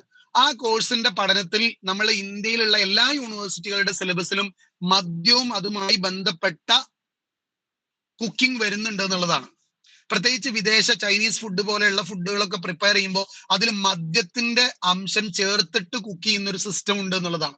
അപ്പൊ അത്തരം കോഴ്സുകൾ പഠിക്കുമ്പോൾ അതുമായി ബന്ധപ്പെട്ട് മദ്യം കഴിക്കണം അല്ലെങ്കിൽ മദ്യം ഉപയോഗിച്ച ഫുഡ് ഉണ്ടാക്കണം, കഴിക്കണം എന്ന് നിർബന്ധമൊന്നും ഇല്ലെങ്കിലും അവരുടെ പഠനത്തിന്റെ ഭാഗമായിട്ട് അത് വരുന്നുണ്ട്. മാത്രമല്ല അവരുടെ ട്രെയിനിങ്ങിൽ ഒരു 90% ട്രെയിനിങ്ങും ബാർ അറ്റാച്ച്ഡ് ഹോട്ടലുകളിലായിരിക്കും. അപ്പൊ അതിന് താല്പര്യം ഇല്ലാത്ത, വ്യക്തിപരമായിട്ട് അതിന് എനിക്ക് പറ്റില്ല എന്ന് ചിന്തിക്കുന്ന ആൾക്കാർ അത്തരം കോഴ്സുകൾ പ്രിഫർ ചെയ്യുന്നത് സൂക്ഷിക്കണം. അതേപോലെ തന്നെ ചില കോഴ്സുകൾ ചൂസ് ചെയ്യുന്ന സമയത്ത് ഇപ്പൊ പലിശയുമായി ബന്ധപ്പെട്ട ചില ആളുകൾ എന്നോട് വന്ന് പറയാറുണ്ട്, സർ അത് പലിശയാണ്, അത് വേണ്ട എന്ന് അവർ തന്നെ അവരുടെ പ്രിഫറൻസ് നമ്മളോട് പറയണം. അപ്പൊ നമ്മളെ പേഴ്സണൽ വാല്യൂസ് നോക്കിയിട്ട് കരിയർ തീരുമാനം എടുക്കണം എന്നുള്ളത് സൂചിപ്പിക്കുകയാണ്. ഇനി അടുത്ത പോയിന്റ്, നമുക്ക് ശാരീരികമായ ചില യോഗ്യതകളും കൂടെ കോഴ്സ് തിരഞ്ഞെടുക്കുമ്പോൾ ശ്രദ്ധിക്കേണ്ടതുണ്ട്. ശാരീരികമായ യോഗ്യത, ഇപ്പോ കാഴ്ച ഇല്ലാത്ത ആളുകൾക്ക് അല്ലെങ്കിൽ കേൾവി ഇല്ലാത്ത ആളുകൾക്ക്, പ്രത്യേകിച്ച് കേൾവിയുമായി ബന്ധപ്പെട്ട എന്തെങ്കിലും കാര്യമായ പ്രശ്നമുള്ള ആളുകൾക്ക് മെഡിക്കൽ സയൻസ് പോലെയുള്ള കോഴ്സുകൾ പഠിക്കാൻ സാധിക്കില്ല.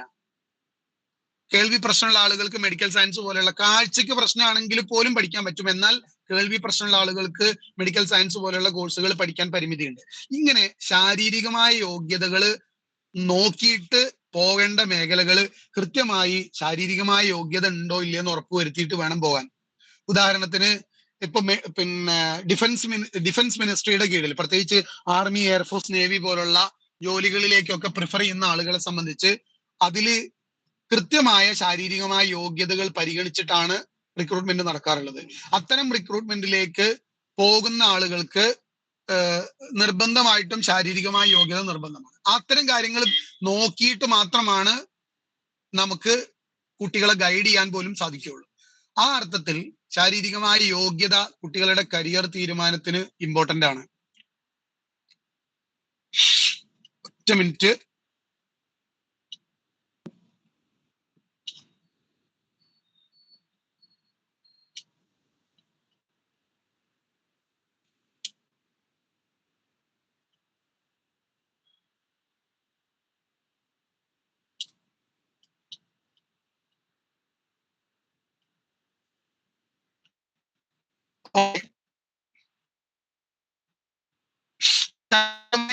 നോക്കിയിട്ട് നമ്മള് സ്വാഭാവികം ശാരീരികമായ യോഗ്യത പരിഗണിക്കുന്നത് എനിക്ക് എന്ന് പറയുന്നതിന് പകരം ശാരീരികമായ യോഗ്യത ഓക്കെ ആയാൽ മാത്രമാണ് നമുക്ക് അത്തരം മേഖലകളിലേക്ക് കരിയർ സ്വിച്ച് ചെയ്യാൻ പറ്റുള്ളൂ. ഇനി വളരെ ഇമ്പോർട്ടന്റ് ആയിട്ടുള്ള 3 പോയിന്റുകൾ. ഇത് ആദ്യം ഇപ്പൊ നേരത്തെ പറഞ്ഞ പോയിന്റുകളെക്കാളും കൂടുതൽ സംസാരിക്കേണ്ട പോയിന്റ് ആണ്. അതുകൊണ്ടാണ് ഞാനത് ലാസ്റ്റിലേക്ക് മാറ്റി വെച്ചത്. മാത്രമല്ല മറ്റുള്ളതൊന്നും അതിന്റെ കൂട്ടത്തിൽ ഒന്നും കൂടെ പറയാനുള്ളത്, വളരെ ഇമ്പോർട്ടന്റ് അല്ലെങ്കിൽ പോലും നമുക്ക് സാമ്പത്തികമായ യോഗ്യതയും കൂടെ നോക്കേണ്ടതുണ്ട്. സാമ്പത്തികമായ ബാക്ക്ഗ്രൗണ്ട്, ഫാമിലിയുടെ ഫിനാൻഷ്യൽ സപ്പോർട്ട്. പ്രത്യേകിച്ച് +2 വരെ പഠിക്കുന്ന കാലത്താണ് സാമ്പത്തികമായി ഗവൺമെന്റ് സൗജന്യമായി പഠനം അനുവദിക്കുന്നുള്ളൂ.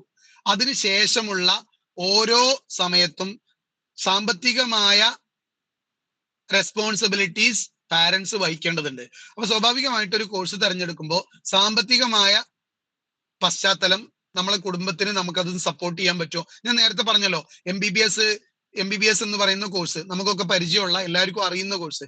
ആ കോഴ്സ് പഠിക്കാൻ സർക്കാർ മെഡിക്കൽ കോളേജിലാണെങ്കിൽ സൗജന്യമായിട്ട് പഠിക്കാൻ പറ്റുന്ന കോളേജ് മുതൽ നമുക്ക് സർക്കാർ മെഡിക്കൽ കോളേജിൽ 2-3 ലക്ഷം രൂപ വരെ വർഷത്തിൽ ഫീസ് കൊടുക്കാൻ പറ്റുന്ന കോളേജുകളുണ്ട്.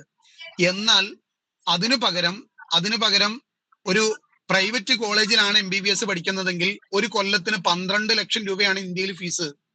മെറിറ്റ് സീറ്റിനാണ് ഞാൻ പറയുന്നത്. കേരളത്തിലെ ഒരു കുട്ടിക്ക് കേരളത്തിലെ ഒരു പ്രൈവറ്റ് മെഡിക്കൽ കോളേജിൽ മെറിറ്റ് സീറ്റിൽ പഠിക്കണമെങ്കിൽ 12 ലക്ഷം രൂപ ചെലവ് വരും ഒരു കൊല്ലത്തിന്. സ്വാഭാവികമായിട്ടും 5 കൊല്ലത്തെ ഫീസ് കാൽക്കുലേറ്റ് ചെയ്താൽ 60 ലക്ഷം രൂപ ചെലവ്. ഇനി അതേ കുട്ടിക്ക് തന്നെ റാങ്ക് കുറഞ്ഞ് മാർക്ക് കുറഞ്ഞാൽ സ്വാഭാവികമായിട്ടും NRI സീറ്റിലേക്ക് പോകണമെങ്കിൽ 1 കോടി രൂപ വേറെ ഉണ്ട്. ഭക്ഷണവും താമസവും ഒക്കെ അടങ്ങുന്ന ഫീസ് വേറെ ഉണ്ട്.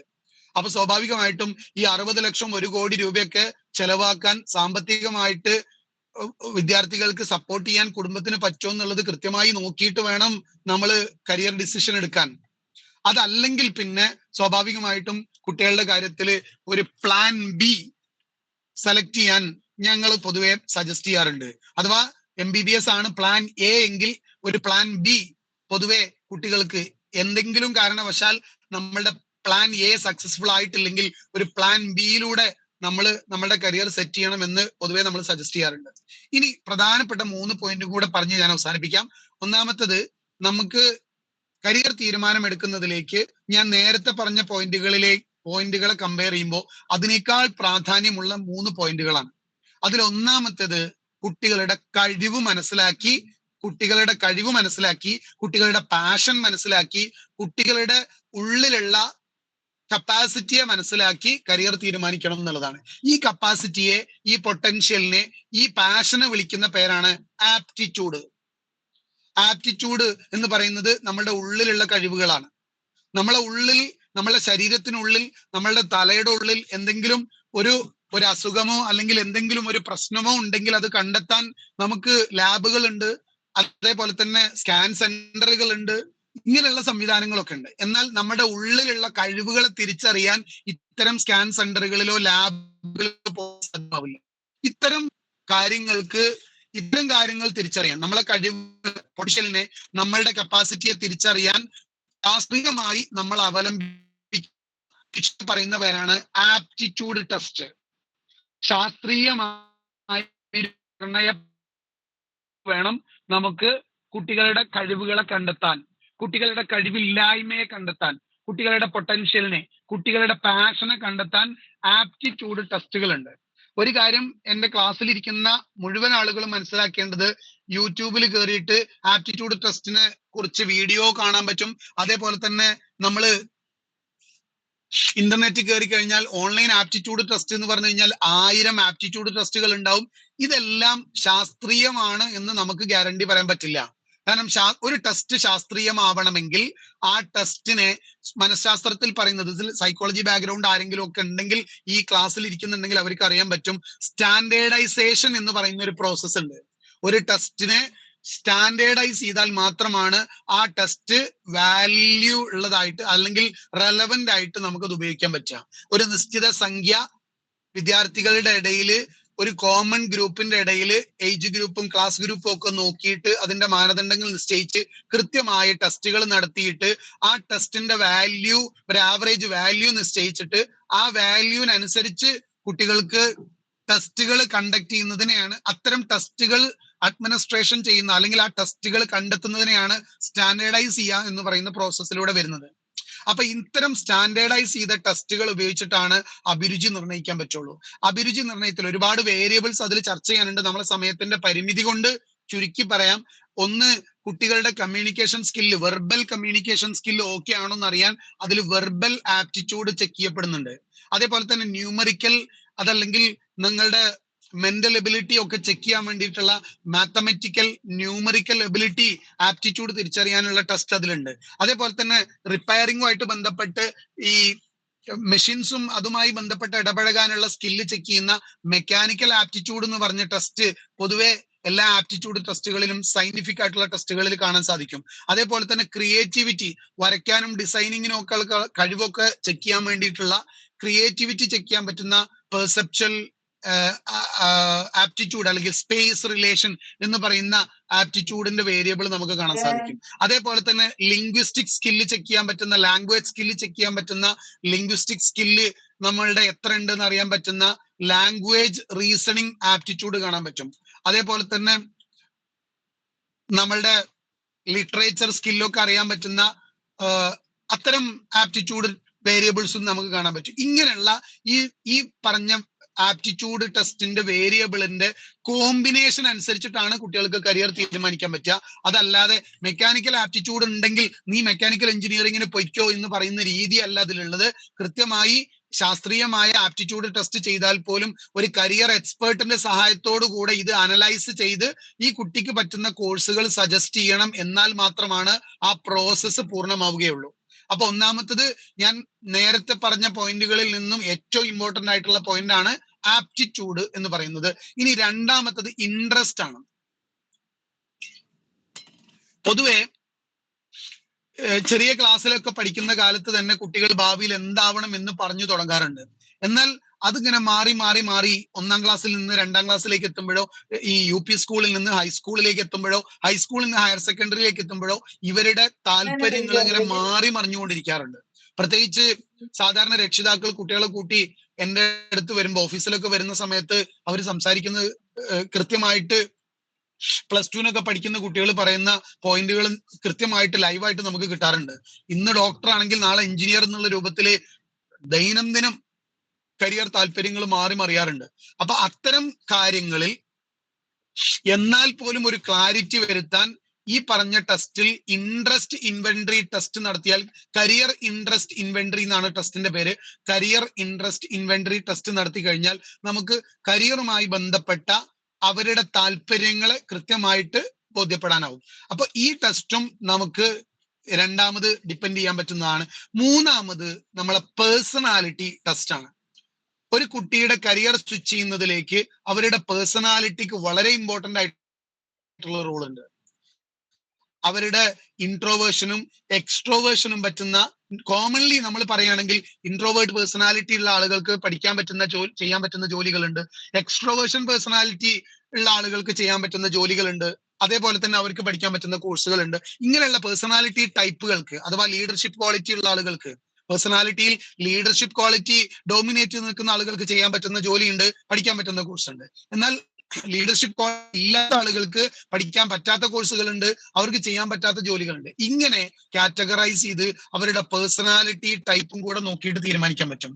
അപ്പോ എനിക്ക് പറയാനുള്ളത്, ഈ മൂന്നും കൂടെ ചേർത്തിയിട്ട് പേഴ്സണാലിറ്റിയും അതേപോലെ തന്നെ കരിയർ ഇൻട്രസ്റ്റും അതേപോലെ തന്നെ നമ്മളുടെ ആപ്റ്റിറ്റ്യൂഡും ഒരുമിച്ച് ചെക്ക് ചെയ്യാൻ പറ്റുന്ന ഒരു ആപ്റ്റിറ്റ്യൂഡ് ടെസ്റ്റ് ആണ് ഞാൻ ഇപ്പൊ കുട്ടികളിൽ ഏകദേശം ഒരു 8-ാം ക്ലാസ് മുതൽ പ്രൊഫഷണൽസിന് വരെ കരിയർ സ്വിച്ച് ചെയ്യാൻ വേണ്ടിയിട്ട് ഞാൻ സജസ്റ്റ് ചെയ്ത് കൊടുക്കാറുള്ളത്.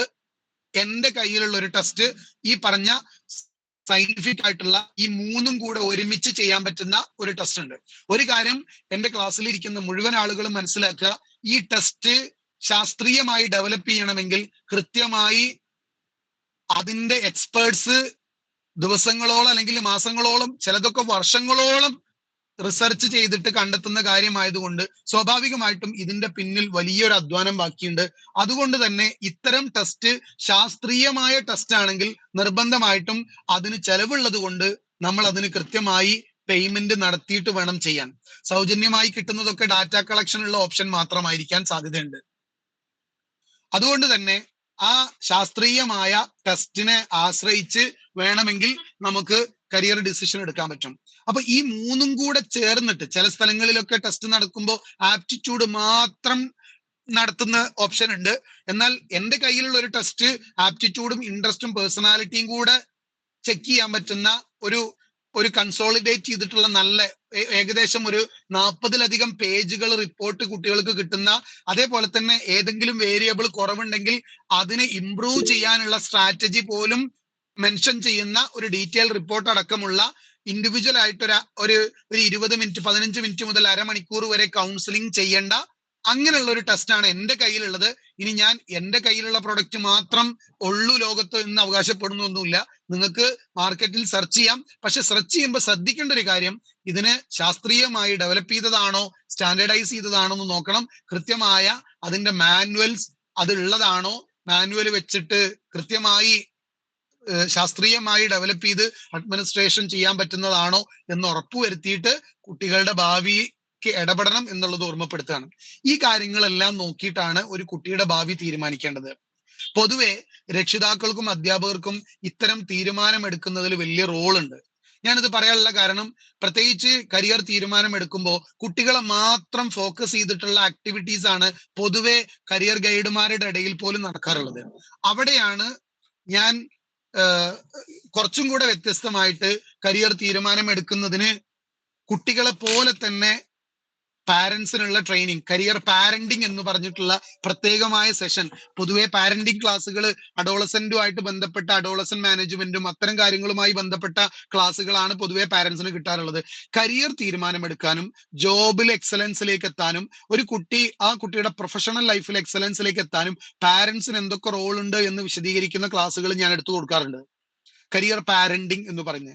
അതേപോലെ തന്നെ പ്രത്യേകിച്ച് എഡ്യൂക്കേറ്റഡ് അല്ലാത്ത രക്ഷിതാക്കളെയൊക്കെ സംബന്ധിച്ച് അത്തരം സാഹചര്യങ്ങളിൽ അതിലുപരിയായിട്ടുള്ള റോള് കുട്ടികളെ പഠിപ്പിക്കുന്ന അധ്യാപകർക്ക് ഉണ്ടാവാറുണ്ട്. ആ അധ്യാപകർക്കുള്ള റോള് കൃത്യമായിട്ട് പ്രകടിപ്പിക്കുന്നതിന് ആ അധ്യാപകർക്ക് കരിയർ ഓറിയന്റേഷൻ ക്ലാസ്സുകൾ കൃത്യമായിട്ട് കിട്ടേണ്ടതുണ്ട്. അപ്പോ കരിയർ ടീച്ചിങ് എന്ന് പറഞ്ഞിട്ടുള്ള ഒരു പ്രത്യേകമായ സെഷൻ അധ്യാപകർക്ക് എക്സ്ക്ലൂസീവ്ലി അതും ഞാൻ ചെയ്തു കൊടുക്കാറുണ്ട്. പ്രത്യേകിച്ച് ഹയർ സെക്കൻഡറി ഡിപ്പാർട്ട്മെന്റിലൊക്കെ കരിയർ ഗൈഡൻസ് ആൻഡ് കൗൺസിലിംഗ് സെല്ലില് അധ്യാപകർക്ക് കരിയർ ഓപ്ഷൻസിനെ കുറിച്ച്, അത്തരം കരിയർ പ്ലാനിങ് അടക്കമുള്ള കാര്യങ്ങളെ കുറിച്ച് കൃത്യമായി ചർച്ച ചെയ്യുന്ന വേദികളിൽ ക്ലാസ് എടുക്കാൻ പോകുന്ന ഒരു ആളും കൂടെയാണ് ഞാൻ എന്നുള്ളത് കൊണ്ടാണ് ഞാനത് സൂചിപ്പിച്ചത്. അഥവാ കരിയർ തീരുമാനിക്കുന്നതിന് ഒരു ട്രയാങ്കിൾ ഇടപെടലിന്റെ ആവശ്യമുണ്ട്. ഒന്ന് വിദ്യാർത്ഥിയാണെങ്കിൽ, രണ്ടാമത്തേത് അധ്യാപകരാണ്, മൂന്നാമത്തേത് പാരന്റ്സ് ആണ്. ഈ 3 ലെവലിലും അതിന്റെ നടുവിൽ നിന്നിട്ട് കൃത്യമായ ഇടപെടൽ നമുക്ക് നടത്താനുള്ള അവസ്ഥയുണ്ട്, അവസരമുണ്ട്. ഇത് കൃത്യമായിട്ട് നന്നായിട്ട് ഉപയോഗപ്പെടുത്തുന്ന ആളുകൾക്ക് നമുക്ക് കുട്ടികളുടെ ഭാവി സുരക്ഷിതമാക്കാനുള്ള ഇടപെടലിന് വലിയ ഒരു സാധ്യതയുണ്ട്. ഒരു കാര്യം കൂടെ പറഞ്ഞ് ഞാൻ അവസാനിപ്പിക്കുകയാണ്. ഇതൊരു പ്രൊഫഷണൽ സർവീസ് ആണ്. ഇത് കൃത്യമായിട്ട് ഒരു ഉപദേശമല്ല. ഒരു കുട്ടിയുടെ ഭാവി തീരുമാനിക്കുന്നതിന്റെ പൂർണ്ണമായ ഉത്തരവാദിത്തം ആ കുട്ടിക്ക് മാത്രമാണ്. അതിന്റെ പുറത്തു നിന്ന് അവർക്ക് വേണ്ട കാര്യങ്ങൾ ചെയ്തു കൊടുക്കേണ്ട ഉത്തരവാദിത്തമാണ് കരിയർ കൗൺസിലർക്കുള്ളത്, അവരുടെ രക്ഷിതാക്കൾക്കുള്ളത്, അതേപോലെ തന്നെ ടീച്ചേഴ്സിനുള്ളത്. ഒന്നിനും കമ്പൽ ചെയ്ത് ഇന്നതേ പഠിക്കാൻ പാടുള്ളൂ, അതിന് മാത്രമാണ് അവസരം എന്ന് 100% അടിവരയിട്ട് പറയേണ്ട ഒരു റോളും കരിയർ കൗൺസിലർക്കില്ല. ഇത് കൃത്യമായി എന്റെ ക്ലാസ്സിലിരിക്കുന്ന കരിയർ കോച്ച് ആവണം എന്ന് ആഗ്രഹിക്കുന്ന ആളുകൾ മനസ്സിലാക്കണം എന്ന് ഓർമ്മപ്പെടുത്തുകയാണ്. മാത്രമല്ല, നമ്മൾ അതിലൊരു ഗൈഡിന്റെ റോള് മാത്രമേ എടുക്കാൻ പാടുള്ളൂ, ഇത് പഠിക്കരുത്, ഇത് പഠിക്കാൻ പാടില്ല എന്നൊരു റോളിലേക്ക് അതിര് കടന്ന് പറ്റില്ല. എന്നാൽ ഞങ്ങളെ പോലുള്ള ആളുകൾ പ്രത്യേകിച്ച് ആപ്റ്റിറ്റ്യൂഡ് ടെസ്റ്റ് ഒക്കെ നടത്തിയിട്ട് കൃത്യമായി സീരിയസ് ആയിട്ട് ഒരു ആപ്റ്റിറ്റ്യൂഡ് ടെസ്റ്റ് ചെയ്തു വന്ന ഒരു കുട്ടീനോട് ആ കുട്ടിയുടെ മാത്തമെറ്റിക്കൽ എബിലിറ്റി, ടെക്നിക്കൽ ആപ്റ്റിറ്റ്യൂഡ് ഒക്കെ കുറവാണെങ്കിൽ പൊതുവെ ആ കുട്ടിക്ക് മാത്തമെറ്റിക്കൽ എബിലിറ്റിയും ടെക്നിക്കൽ ആപ്റ്റിറ്റ്യൂഡും ഇല്ലാതെ എഞ്ചിനീയറിംഗ് പോലെയുള്ള മേഖലകളിലേക്ക് പോകുന്നത് പ്രയാസമാകും എന്ന് സൂചിപ്പിക്കാറുണ്ട്. കാരണം മാത്തമെറ്റിക്കൽ മാത്രമല്ല, ഈ ആപ്റ്റിറ്റ്യൂഡിൽ മാത്തമെറ്റിക്കൽ, മെക്കാനിക്കൽ അല്ലെങ്കിൽ ടെക്നിക്കൽ ആപ്റ്റിറ്റ്യൂഡ് കുറവായ ഒരു കുട്ടീനോട് നമ്മൾ ചോദിക്കുകയാണെങ്കിൽ സ്വാഭാവികമായിട്ടും ആ കുട്ടി നമ്മളോട് പറയും ചെയ്യും, എനിക്ക് മാത്തമെറ്റിക്കൽ എബിലിറ്റി കുറവാണ്, നമുക്ക് ടെക്നിക്കൽ ആപ്റ്റിറ്റ്യൂഡ് കുറവാണ്.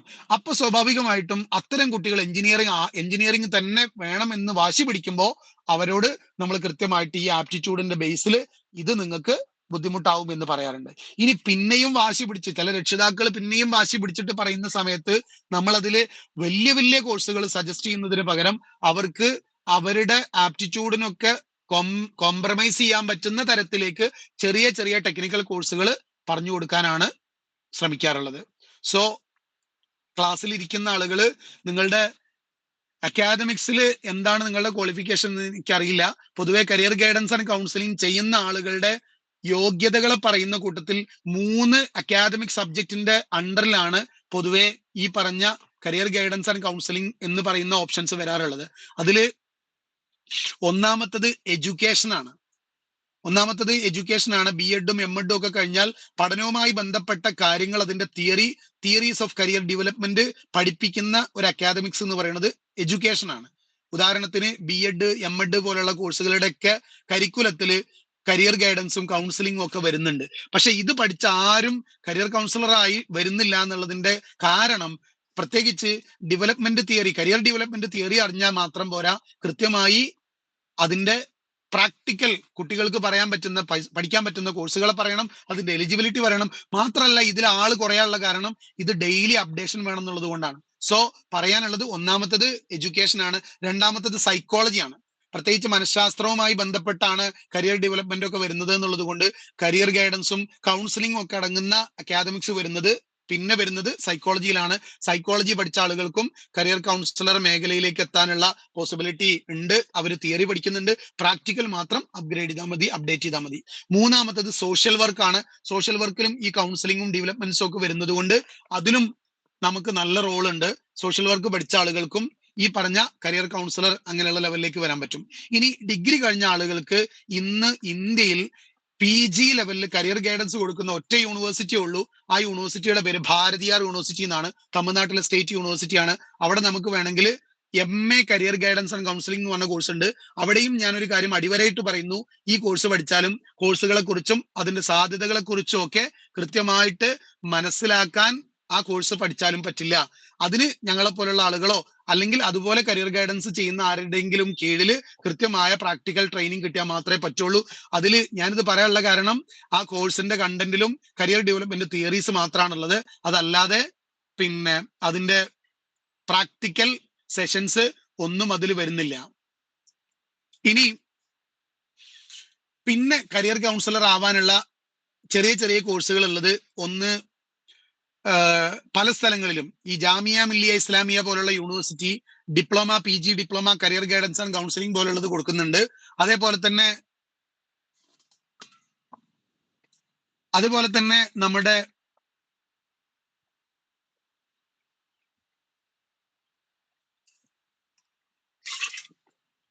NCERT department diploma career guidance and counselling എന്ന് പറഞ്ഞിട്ടുള്ള കോഴ്സ് കൊടുക്കുന്നുണ്ട്. അതും പിന്നെ നമുക്ക് ഓൺലൈനായിട്ട് അല്ലെങ്കിൽ ഡിസ്റ്റൻസ് ആയിട്ട് ചെയ്യാൻ പറ്റുന്ന കോഴ്സാണ്. ഈ കോഴ്സുകൾ എന്ത് പഠിച്ചാലും ഞാൻ വീണ്ടും ഓർമ്മപ്പെടുത്തുന്നു, കരിയർ കൗൺസിലർ ആയിട്ട് എത്തണമെങ്കിൽ സ്വാഭാവികമായിട്ടും നമ്മൾ അതിന്റെ പ്രാക്ടിക്കൽ ട്രെയിനിങ് കൃത്യമായിട്ട് ഒരു കരിയർ എക്സ്പേർട്ടിന്റെ കീഴിൽ കുറച്ചു കാലമെങ്കിലും പോയിട്ട് ചെയ്യേണ്ടതുണ്ട്. സോ ഇത്രയാണ് ഒരു ഇൻട്രൊഡക്ഷൻ എന്നുള്ള രൂപത്തിൽ എനിക്ക് പറയാനുള്ളത്. ഇതില് കോഴ്സുകളെ കുറിച്ചും അതിന്റെ സാധ്യതകളെ കുറിച്ചും ഒക്കെ നിങ്ങൾക്ക് സപ്പോർട്ട് ചെയ്യാൻ പറ്റുന്ന ഒരു സിസ്റ്റം എന്ന് പറയുന്നത് കരിയർ ആചാര്യ എന്ന് പറയുന്ന ഒരു യൂട്യൂബ് ചാനൽ ഉണ്ട്. അതിൽ കരിയറുമായി ബന്ധപ്പെട്ട അപ്ഡേഷൻസ് ഞാൻ കൊടുക്കാറുണ്ട്. അത് നിങ്ങൾക്ക് ആവശ്യാനുസരണം ഉപയോഗിക്കാൻ പറ്റും.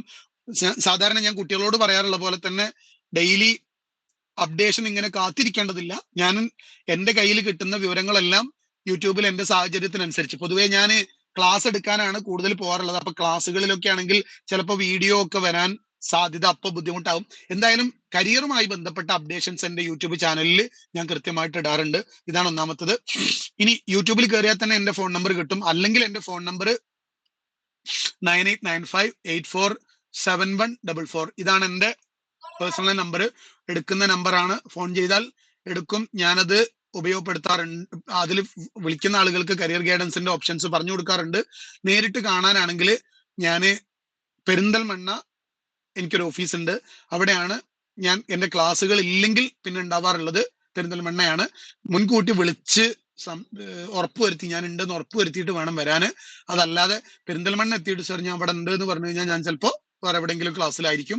അപ്പൊ അതുകൊണ്ട് ഇതാണ് കോമൺ ആയിട്ട് ജനറൽ ആയിട്ട് പറയാനുള്ളത്. നമുക്ക് 1 മണിക്കൂറിലധികം പോകണ്ട എന്നുള്ളത് കൊണ്ട് സംശയങ്ങൾ എന്തെങ്കിലും ഉണ്ടെങ്കിൽ ക്ലിയർ ചെയ്യാനും കൂടെ സമയമായിട്ട് ഒരു 8 മിനിറ്റ് ഉപയോഗപ്പെടുത്താം. നമുക്ക് 8:30 കൃത്യമായിട്ട് അവസാനിപ്പിക്കുകയും ചെയ്യാം.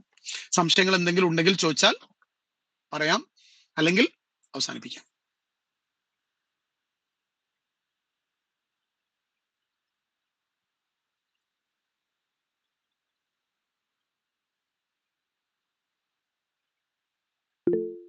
എന്തെങ്കിലും ഡൗട്ട് ഉണ്ടെങ്കിൽ ചോദിച്ചോളൂ. NCERT course ഓൺലൈനാണ്.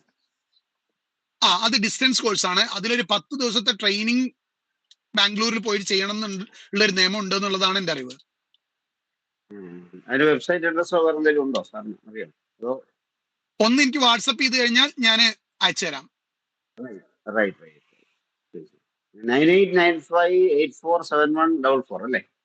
അതെ അതെ അതെ അതെ. ഞാൻ ഫോൺ ചെയ്താൽ എടുക്കുന്ന കൂട്ടത്തിൽപ്പെട്ട ആളാണ്. അതേപോലെ തന്നെ ഡൗട്ട് ചോദിച്ചാൽ പറഞ്ഞു കൊടുക്കുന്ന ആളാണ്.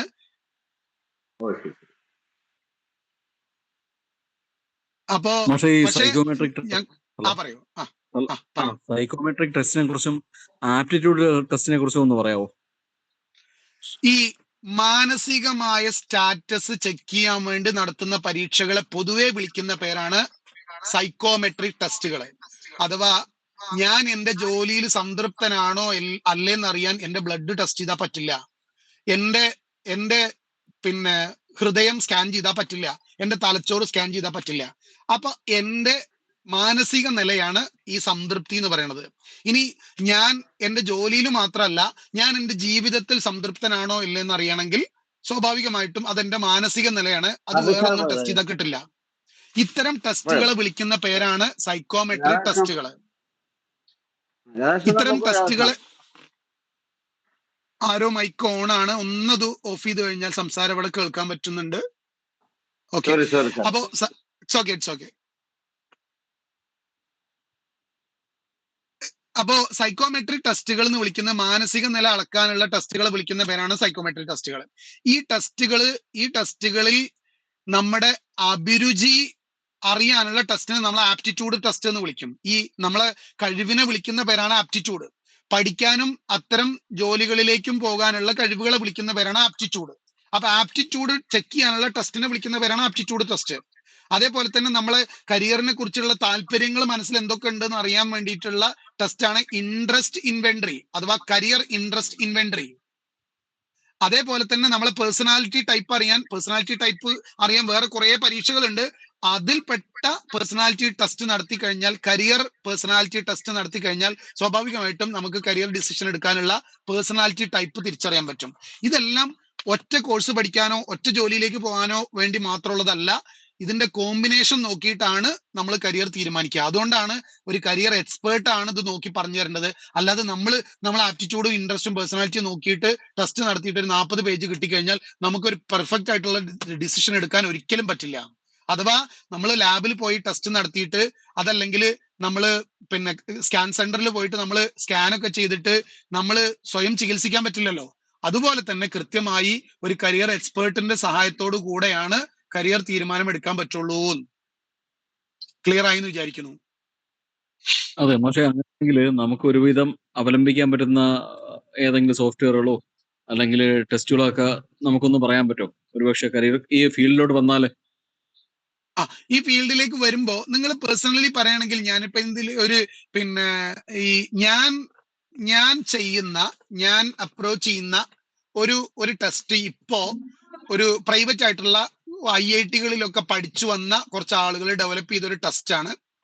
അവരുടെ വെബ്സൈറ്റ് എനിക്ക് തോന്നുന്നു ഹൈക്വൈസ് എന്ന് പറഞ്ഞിട്ടാണ്, എനിക്ക് കാണാതെ അറിയില്ല, ഞാൻ നോട്ട് ചെയ്ത് വെച്ചിട്ടില്ല. ഹൈക്വൈസ് എന്നാണ് അതിനെ പറയാറുള്ളത്. HIKEWISE.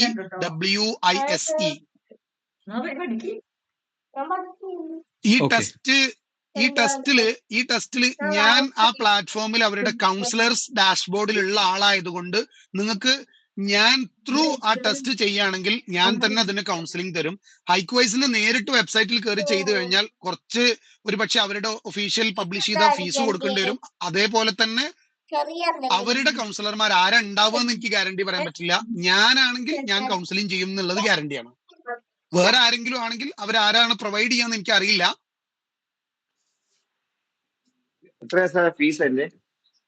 ഇതിന് ഒരു 10, 11, 12 ക്ലാസ്സിലേക്ക് പഠിക്കുന്ന കുട്ടികളാണ് പൊതുവേ ഉണ്ടാവാറുള്ളത്. അതിന് അവരുടെ വെബ്സൈറ്റിൽ കയറി കഴിഞ്ഞാൽ 2900 ഫീസ് ഉള്ളത്. ഞാനത് 2700 രൂപയ്ക്കാണ് ഇൻഡിവിജ്വൽ ടെസ്റ്റ് ചെയ്യാറുള്ളത്. ഇനി 30, 40, 50 കുട്ടികളൊക്കെ അധികം വരുന്ന ബൾക്കായിട്ടുള്ള ടെസ്റ്റ് ആണെങ്കിൽ ഫീസ് കുറച്ച് കൊടുക്കാറുമുണ്ട്. ഇത് കൗൺസിലിംഗ് അടക്കമുള്ള ചാർജ് ആണ് പറയുന്നത് കേട്ടോ. കൗൺസിലിംഗ് അടക്കമുള്ള ചാർജ് ആണ്. ടെസ്റ്റ് മാത്രം ചെയ്തിട്ട് വരാൻ അവരുടെ വെബ്സൈറ്റിൽ ഈ വിഭാഗം കുട്ടികൾക്ക് 1900 രൂപയാണ്. ടെസ്റ്റ് കൗൺസിലിംഗിന് 1000 രൂപയും അവർ അഡീഷണൽ, അപ്പൊ 2900. അത് ഞാൻ 2700 ടോട്ടൽ ചെയ്യാറുണ്ട്. അതിൽ ആപ്റ്റിറ്റ്യൂഡും പേഴ്സണാലിറ്റി ഇൻട്രസ്റ്റും വരും ടെസ്റ്റ്. നമ്മൾ ക്വസ്റ്റ്യൻ കൊടുത്തിട്ട് സാർ പറഞ്ഞത് 40 പേരോളം വരുന്ന ക്വസ്റ്റ്യൻ കൊടുത്തിട്ട് ആൻസർ ചെയ്യിപ്പിച്ച് ചെക്ക് ചെയ്യുക അല്ലേ? അത് നമ്മൾ ഓൺലൈൻ ക്വസ്റ്റ്യനെയർ ഇങ്ങനെ ബൾക്കായിട്ട് കൊടുക്കല്ല ചെയ്യുന്നത്. ഓൺലൈൻ ആയിട്ട് നമ്മൾ പ്ലാറ്റ്ഫോമിൽ കയറിയിട്ട് ലൈവായിട്ട് ടെസ്റ്റ് ചെയ്യുക ചെയ്യുന്നത്. അവിടെ ക്വസ്റ്റ്യൻസ് ഇങ്ങനെ ഒരു ക്വസ്റ്റ്യൻ ആൻസർ ചെയ്ത് കഴിഞ്ഞാൽ അടുത്ത ക്വസ്റ്റ്യൻ വരും. അങ്ങനെ വരാറാണ് അതിന്റെ നിർദ്ദേശങ്ങൾ. അതിലിപ്പോ ഞാൻ ചെയ്യുന്ന ടെസ്റ്റിൽ എനിക്ക് കണ്ടൊരു പ്രത്യേകത എന്താണെന്ന് വെച്ചാൽ നല്ലൊരു ശതമാനം ആപ്റ്റിറ്റ്യൂഡ് ടെസ്റ്റുകളും ഇന്ത്യക്ക് പുറത്തുള്ള വിദേശികൾ ഡെവലപ്പ് ചെയ്തതാണ്, അമേരിക്കക്കാരും പലരും ഡെവലപ്പ് ചെയ്തതാണ്. പക്ഷെ ഈ സാധനം മലയാളത്തിൽ പോലും നമുക്ക് ടെസ്റ്റ് ചെയ്യാൻ പറ്റും എന്നുള്ളതാണ് അതിൽ പ്രത്യേകത കണ്ടത്.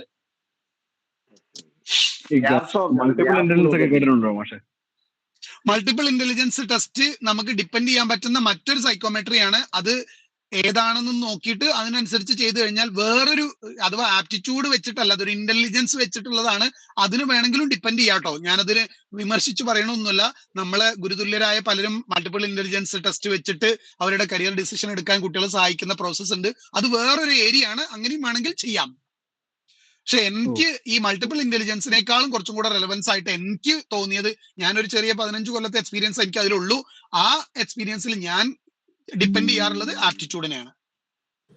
സർ, മൾട്ടിപ്പിൾ ഇന്റലിജൻസ് ടെസ്റ്റ് അത്ര അക്യുറേറ്റ് വരും തോന്നുന്നില്ല.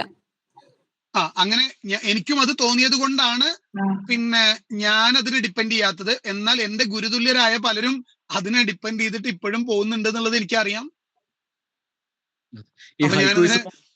ഫുള്ള് ടെസ്റ്റ് ആണോ? പക്ഷെ എല്ലാ ഏരിയകളും കവർ ചെയ്യുന്നുണ്ടോ? ഹൈക്വൈസ് എന്ന് പറയുന്നത് മാഷ് പറഞ്ഞ അതെ. ആപ്റ്റിറ്റ്യൂഡിന്റെ വേരിയബിൾസിൽ അക്കാദമിക്സിലേക്ക് മൂവ് ചെയ്യാനുള്ള എല്ലാ വേരിയബിളും കവർ ചെയ്യുന്നുണ്ട്. അതേപോലെ തന്നെ ഇൻട്രസ്റ്റും പേഴ്സണാലിറ്റിയും കവർ ചെയ്യുന്നുണ്ട്. ലാസ്റ്റ് നമ്പർ ഒന്നുകൂടെ പറഞ്ഞേ പക്ഷേ. 9895 84 7144.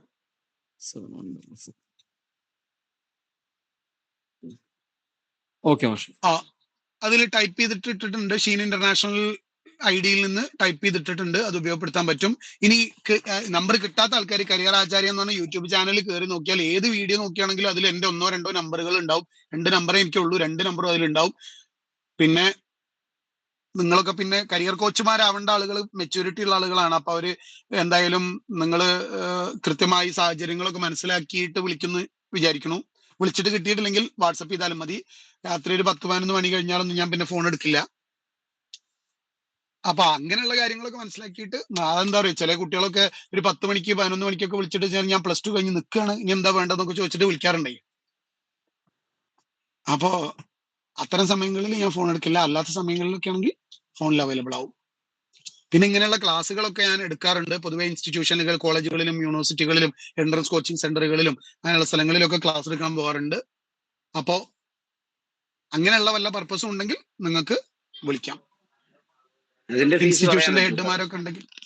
എങ്ങനെ അതിന്റെ ഫീസ് എത്രയാണെന്ന് ഇപ്പൊ പറയാൻ പറ്റുമോ? ഈ ക്ലാസ് എടുക്കാൻ പോകുന്നത് ഇല്ല, അത് പേഴ്സണലി നിങ്ങൾ കോണ്ടാക്ട് ചെയ്യണം.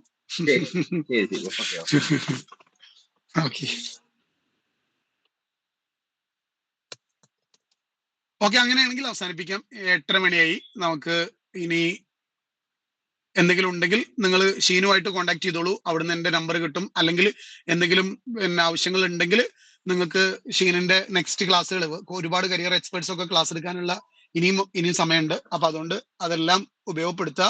എന്നിട്ട്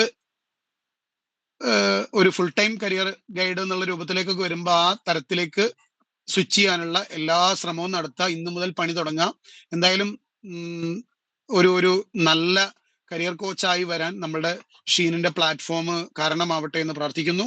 ഷീനിന്റെ എന്നെ ഈ പ്രോഗ്രാമിന് ഇൻവൈറ്റ് ചെയ്ത ഷീനിന്റെ അതോറിറ്റീസിനോട് ഹൃദയം നിറഞ്ഞ നന്ദി അറിയിക്കുന്നു. Wish all the best. Thank you. Hello sir. Okay, ആർക്കെങ്കിലും ഫീഡ്ബാക്ക് പറയാനുള്ള അവസരമാണ്. സാറേ ഞാൻ കരിയർ രംഗത്ത് പ്രവർത്തനം തുടങ്ങിയിട്ടേ ഉള്ളൂ, പഠിച്ചു വരികയാണ് ഇപ്പോ. ഓക്കെ.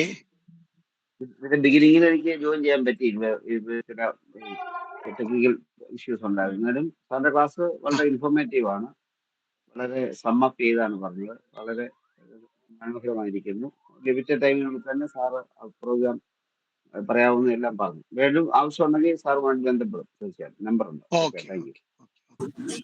സർ, ഇന്നത്തെ സാഹചര്യത്തിൽ കരിയർ കോച്ചിങ് എന്ന് പറഞ്ഞ പ്രധാനപ്പെട്ട ഒരു ഘടകമാണ്. കാരണം നമ്മളൊക്കെ പഠിക്കുന്ന കാലത്ത് എന്തെടുക്കണം എന്നുള്ളത് അത് നമുക്ക് പറഞ്ഞു തരാൻ ഒരാളില്ലാത്തതുകൊണ്ട് എവിടെ എത്തിപ്പെടാൻ കഴിയാത്തൊരവസ്ഥയായിരുന്നു. ഇന്ന് ഇഷ്ടംമാതിരി അവസരങ്ങളുണ്ട്. അപ്പൊ സാറിന്റെ ഈ വാക്കുകളൊക്കെ കുറച്ച് നമുക്കും എന്താ അറിയോ, മറ്റുള്ളവർക്ക് നമ്മൾക്ക് എത്തിപ്പെടാത്തത് മറ്റുള്ളവർക്ക് എത്തിച്ചു കൊടുക്കാൻ അവർക്ക് അതിനുള്ള ഒരു മാധ്യമമാവുക എന്ന് പറഞ്ഞാൽ തന്നെ വലിയൊരു കാര്യമാണ്. കാരണം എത്തും പിടിയും കിട്ടാതെ തപ്പിത്തറിഞ്ഞ് നിൽക്കുന്ന ഒരു കാലഘട്ടത്തിൽ അറിവ് എത്തിച്ചു കൊടുക്കാനോ അത് ഒരു വലിയൊരു ഉപകാരമാണ്. സാറിന്റെ ഈ ക്ലാസ് വളരെ ഉപകാരമായിരുന്നു. Thank you sir. Hello sir. Hello sir. ഇതൊരു പ്രശ്നം എന്ന് പറയുമ്പോഴത്തേക്ക് ഇപ്പോ ഇൻഫർമേഷന്റെ പെരുമഴയാണ്. അത് പലതും ഈ നിരവധി ഇൻഫർമേഷൻ വരുന്നതുകൊണ്ട് ആകെപ്പാടെ പഴയതിനേക്കാൾ കൺഫ്യൂസ്ഡ്. അവിടെയാണ് കരിയർ കോച്ച്. അതെ, റോൾ. Okay sir.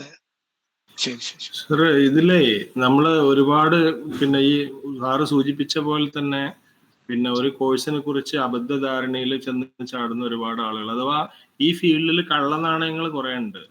അപ്പൊ അവരെ പുറത്തു കൊണ്ടുവരാനുള്ള എന്താണ് നമുക്ക് ചെയ്യാൻ പറ്റുക എന്നുള്ളതും കൂടി. കാരണം ഒരുപാട് ആളുകൾ അതിന്റെ വലയിൽ വീണ് ബുദ്ധിമുട്ടായി പോകുന്നുണ്ട്. 1 കൊല്ലം അല്ലെ 2 കൊല്ലം ഒരു കോഴ്സ് പഠിച്ച് അതിൻ്റെതായ ഇത് കാണാതെ, ലക്ഷ്യം ഇല്ലാതെ അതിന് അവരൊന്നും കൗൺസിലേഴ്സും കാര്യമായിട്ട് തന്നെ സാറേ, അതൊക്കെ ഈ സ്ഥാപനങ്ങളിൽ ഞാൻ പറഞ്ഞല്ലോ ഇത് കരിയർ ഗൈഡുമാരല്ല. പിന്നെ ഞാൻ പറയട്ടെ, നമ്മൾ തന്നെ ഇപ്പോ ഞാൻ പറഞ്ഞല്ലോ, ഞാൻ നേരത്തെ നിങ്ങളോട് സൂചിപ്പിച്ചില്ലേ, ഒരു കുട്ടിക്ക് ഗവൺമെന്റ് മെഡിക്കൽ കോളേജിൽ MBBS കിട്ടണില്ലെങ്കിൽ ആ കുട്ടിനോട് നമ്മൾ പിന്നെ അടുത്ത് പറയേണ്ടത് പ്രൈവറ്റ് മെഡിക്കൽ കോളേജേ ഉള്ളൂ. സ്വാഭാവികമായിട്ടും പ്രൈവറ്റും കിട്ടുന്നില്ലെങ്കിൽ NRI സീറ്റ് പറയണം. NRIയും ഓപ്ഷൻ പൈസ ഇല്ല എന്നൊക്കെ പറയുന്ന ആൾക്കാരോട് വിദേശത്തേക്ക് പോയിക്കോളാൻ പറയും. ഇതൊക്കെ നമ്മൾ തന്നെ പറയണം. അതില് എന്തൊക്കെയാണോ വിദേശത്തൊരു മെഡിക്കൽ കോളേജിൽ MBBS പഠിക്കാൻ എന്തൊക്കെയാണോ അതിന്റെ മാനദണ്ഡം ഗവൺമെന്റ് പറഞ്ഞിട്ടുള്ളത് അത് പറയാം. ബാക്കിയുള്ളത് കുട്ടികൾ പോയി പഠിക്കുക തന്നെ വേണം. വിദേശ രാജ്യങ്ങളിൽ പോയിട്ട് പഠിക്കാതെ, ഞാൻ ഒരു എക്സാമ്പിളാ പറയണേ, വിദേശ രാജ്യങ്ങളിൽ പോയിട്ട് പഠിക്കാതെ ഫുട്ബോളും കളിച്ച് നടക്കുന്ന ആൾക്കാരെ എനിക്കറിയാം. അതേപോലെ തന്നെ അക്കാദമിക്സിൽ ചേർത്തി കൊടുക്കാൻ, അല്ലെങ്കിൽ ഇങ്ങനെയൊക്കെ പഠിക്കാൻ പറ്റുമെന്ന് പറഞ്ഞു കൊടുക്കാനേ നമുക്ക് പറ്റുള്ളൂ. ബാക്കിയുള്ളത് അവരവരുടെ റെസ്പോൺസിബിലിറ്റിയാണ്. അപ്പൊ ഇത്തരം കാര്യങ്ങളിൽ പിന്നെ അഡ്മിഷൻ ഏജന്റുമാരെന്ന് പറയുന്ന ആൾക്കാരെ സംബന്ധിച്ച്, എക്സ്ക്ലൂസീവ്ലി അഡ്മിഷൻ ഏജന്റുമാരെന്ന് പറയുന്ന ആൾക്കാരെ സംബന്ധിച്ച് ഞാൻ അവർക്ക് ക്ലാസ് എടുക്കുന്ന ആളാണ്. അഡ്മിഷൻ ഏജൻസികൾക്ക് ക്ലാസ് എടുക്കുന്ന ആൾ കൂടെയാണ് ഞാൻ. അവരുടെ പ്രോഗ്രാമുകൾക്ക് ക്ലാസ് എടുക്കാറുണ്ട്. അവിടെ എന്റെ role career coach, career counsellor എന്നുള്ള രൂപത്തിലാവുമ്പോൾ ഞാനത് മാത്രം ചെയ്തിട്ട് പിന്നെ നമ്മൾക്ക് ഗവൺമെന്റ് പറയുന്ന നിർദ്ദേശങ്ങൾ കൃത്യമായിട്ട് സജസ്റ്റ് ചെയ്ത് കൊടുക്കലാണ് നമ്മളെ റോള്. അത് ചെയ്താൽ മതി. അതിനപ്പുറത്തേക്ക് നമുക്ക് വിശ്വാസമുള്ള, അപ്പോ ഒരു ഗവൺമെന്റ് കോളേജിൽ കിട്ടാത്തൊരു കുട്ടി, ആ കുട്ടീനെ നമ്മൾ പ്രൈവറ്റ് അത് ഞാൻ പറഞ്ഞു കൊടുക്കാൻ പാടില്ല, അല്ലെങ്കിൽ വിദേശ രാജ്യങ്ങളിൽ MBBS പഠിക്കാൻ ഞാൻ പറഞ്ഞു കൊടുക്കാൻ പാടില്ല, അങ്ങനെയൊന്നും ഇല്ലല്ലോ. അതൊക്കെ നമ്മൾ ഗവൺമെന്റ് അനുവദിക്കുന്ന ഓപ്ഷൻസ് ആണ്. അത് നമ്മൾ പറഞ്ഞു കൊടുക്കുക എന്നുള്ളത് മാത്രമേ ഉള്ളൂ. അത് തീരുമാനം എടുക്കേണ്ടത് ഒരിക്കലും ഒരു കാര്യത്തിൽ തീരുമാനം എടുക്കേണ്ടതും നമ്മളല്ല. അത് കുട്ടിയാണ് മെയിൻ ആയിട്ട് തീരുമാനം എടുക്കേണ്ടത്. അതിന് ഒരു നിർദ്ദേശം എന്നുള്ള രൂപത്തിൽ കൊടുക്കാനേ നമുക്ക് റോളുള്ളൂ. സാർ, ഞാൻ മൂസ മൗലവി. ഞാൻ മഹല്ലിൽ ഖത്തീബായി സേവനം ചെയ്യുന്ന ഒരാളാണ്. തീർച്ചയായിട്ടും നിങ്ങൾക്ക് ഒരുപാട് ഞാൻ ഇതിൽ ജോയിൻ ചെയ്തതിന്റെ ഒരു ഉദ്ദേശം എന്ന് പറഞ്ഞാല്, ഞാൻ സാധാരണ പരീക്ഷ എടുക്കുമ്പോൾ മറ്റുള്ള സമയത്തെല്ലാം കുട്ടികൾക്ക് ക്ലാസ് മറ്റുള്ളവരെ വരുത്തിയിട്ട് ചെയ്യാറുണ്ട്. അതുപോലെ തന്നെ SSLC +2 എല്ലാം കഴിയുന്ന സമയത്ത് കരിയർ ക്ലാസ്സും കൊടുക്കാറുണ്ട്. പക്ഷെ വർഷങ്ങളായിട്ടുള്ള അനുഭവത്തിൽ നമ്മൾ പ്രതീക്ഷയോടെ വിളിക്കുന്ന ആളുകൾ ഒരു പിന്നെ ഒരു ലെവലിലേക്ക് ആ കുട്ടികളെ ക്ലാസ് കൊണ്ട് എത്തിക്കാൻ പറ്റുന്ന ഇതായിട്ട് അങ്ങനെ തോന്നിയിട്ടില്ല. മാത്രല്ല ഈ കുട്ടികൾക്ക് തന്നെയും ഈ വന്ന സാറിനെ ഒന്ന് ഫോളോ അപ്പ് ചെയ്യണമെന്നോ അല്ലെങ്കിൽ ആ ഒരു മെന്റർഷിപ്പ് ഏറ്റെടുത്ത് അങ്ങനെ അവര് തിരിച്ച് ഇങ്ങോട്ട് നമ്മളെ ഒന്ന് ഫോളോ അപ്പ് ചെയ്യണമെന്നോ അവരടുത്ത് അങ്ങനെ കാണാറില്ല. ഉം. അപ്പോ ഞാന് ഇതിലൂടെ ചേർന്നതിന്റെ ഒരു ഉദ്ദേശം എന്ന് പറഞ്ഞാല് ഞാൻ പലരോടും ഉം. നോക്കുമ്പോൾ അവർക്കും വലിയൊരു ഐഡിയയും കാര്യമൊന്നും ഉം. ഉണ്ടായില്ല. അപ്പൊ നമ്മള് ഒരു 10-400 വീട് ഉൾക്കൊള്ളുന്ന അപ്പൊ അതിന് മാത്രം വിദ്യാർത്ഥികൾ അതെ, ഉണ്ടാവുമല്ലോ. തീർച്ചയാണ് തീർച്ചയാണ്. അപ്പൊ നമ്മള് എന്തെങ്കിലുമൊക്കെ ലളിതമായ രീതിയിലെങ്കിലും അവർക്ക് ഒരു ഇത് പിന്നെ ഒരു സൂചന കൊടുക്കുക അല്ലെങ്കിൽ ഒന്ന് പറഞ്ഞു കൊടുക്കാൻ നമുക്ക് കഴിയാന്നുള്ളതാണ് ഇതിൽ ഞാൻ ജോയിൻ ചെയ്തതിന്റെ പ്രധാന ഉദ്ദേശം. അതിന് സാറൊരു തീർച്ചയായിട്ടും ഉപദേശം കിട്ടിയ വലിയ ഉപകാരമായിരുന്നു. ഞാൻ ഈ തെരഞ്ഞെടുത്ത അല്ലെങ്കിൽ ഇങ്ങനെ തീർച്ചയായിട്ടും വന്നത് അതായത് എനിക്ക് എനിക്ക് വലിയ വലിയ ഒരു ക്വാളിഫൈഡ് ആയിട്ടുള്ള ആളൊന്നും അല്ല ഞാൻ. പക്ഷെ ഓക്കെ എനിക്കറിയാവുന്ന ഓക്കെ കാര്യങ്ങൾ എന്റേതായ ഭാഷയിൽ പറഞ്ഞു കൊടുക്കാൻ കഴിയും എന്നുള്ളൊരു കോൺഫിഡൻസ് എനിക്കുണ്ട്. അപ്പൊ അങ്ങനെ തീർച്ചയായിട്ടും എന്നാലും തീർച്ചയായിട്ടും ഇതില് നമ്മളിപ്പോ ക്ലാസ്സിന്റെ അനുഭവം എന്ന് വെച്ചാൽ കുറെ ലിങ്ക് ആണ് നമുക്ക് തരുന്നത്. അപ്പൊ അത് അതെ ഒരു ലിങ്ക് ഒക്കെ ആണെങ്കിൽ ഒരു ദിവസം നമുക്കത് ക്യാച്ച് ചെയ്യാൻ ഏകദേശം നമ്മൾ ഞാൻ ഇരുന്ന് ആ ക്ലാസ് കേട്ട് ഇരുന്ന് എഴുതിയെടുത്ത് അങ്ങനെയൊക്കെ ഞാനത് മനസ്സിലാക്കുന്നത്. പക്ഷെ ആ പിന്നെ ഒരു സമയത്ത് തന്നെ ചിലപ്പോൾ 30 മിനിറ്റ് 40 മിനിറ്റ് അതിന് അഡീഷണൽ ആയിട്ട് 10-20 മിനിറ്റ് ഉള്ള 2-3 ലിങ്ക് ഒരുമിച്ച് വരുമ്പോൾ നമുക്കത് ക്യാച്ച് ചെയ്യാനും ആ പറ്റുന്നില്ല. അപ്പൊ ഒരു തരം ഇതിനിടയ്ക്ക് ആ ഫിസിക്കലി കുറച്ചൊരു ഇത് വന്നതുകൊണ്ട് രണ്ടു ദിവസം പെൻഡിങ്ങിലായി. പിന്നെ നമുക്ക് എന്തോ ഒരു ഓക്കെ മടുപ്പ് പോലെയും തോന്നും. അപ്പൊ എനിക്കൊരു ആ സഹായമാകുന്ന ഒ- രീതിയിൽ ഒരു അഡ്വൈസ് ആണ് ഓ, സാറിൽ പ്രതീക്ഷിക്കുന്നത്. ഒരു ഞാൻ അതിന് റിപ്ലൈ ചെയ്യാം. ഒന്ന്, ഈ പ്രത്യേകിച്ച് ഈ പള്ളി ചർച്ചുകള്, മുസ്ലിം പള്ളികള്, ക്രിസ്ത്യൻ ചർച്ചുകള്, ഇതിന്റെയൊക്കെ കീഴില് ഈ ഈ ഫാമിലികൾ അടങ്ങുന്ന ഗ്രൂപ്പുകളുടെ ഒരു കോർഡിനേഷൻ കൃത്യമായിട്ട് നടക്കുന്നുണ്ട്. ഹിന്ദു അമ്പലങ്ങളുടെ കീഴിൽ ആ ഒരു കോർഡിനേഷൻ നടക്കുന്നില്ല. അത് ഈ സംഘടനകളുടെ കീഴിലൊക്കെയാണ് നടക്കുന്നത്. ഇപ്പൊ ഈ SNDP പോലുള്ള സംഘടനകളുടെ കീഴിലൊക്കെ നടക്കുന്നുണ്ട്. ഇതിന്റെയൊക്കെ ലീഡർഷിപ്പിലുള്ള ആളുകൾക്ക് ഇതിൽ വലിയ റോൾ ഉണ്ട് എന്നുള്ളതാണ് ആദ്യം പറയാനുള്ളത്. അഥവാ നമുക്ക് ഒരുപാട് കാര്യങ്ങൾ ചെയ്യാൻ സാധിക്കും. കാരണം നമ്മൾ പറഞ്ഞപ്പോ ഈ ഉസ്താദ് ഇപ്പൊ പറഞ്ഞ കാര്യം, ഉസ്താദ് പറഞ്ഞാൽ ആ മഹലിൽ 500 വീടാണെങ്കിൽ 500 വീടും അംഗീകരിക്കും. അതാണ് അവർക്ക് ഒരു വലിയ പവർ ഉള്ളത്.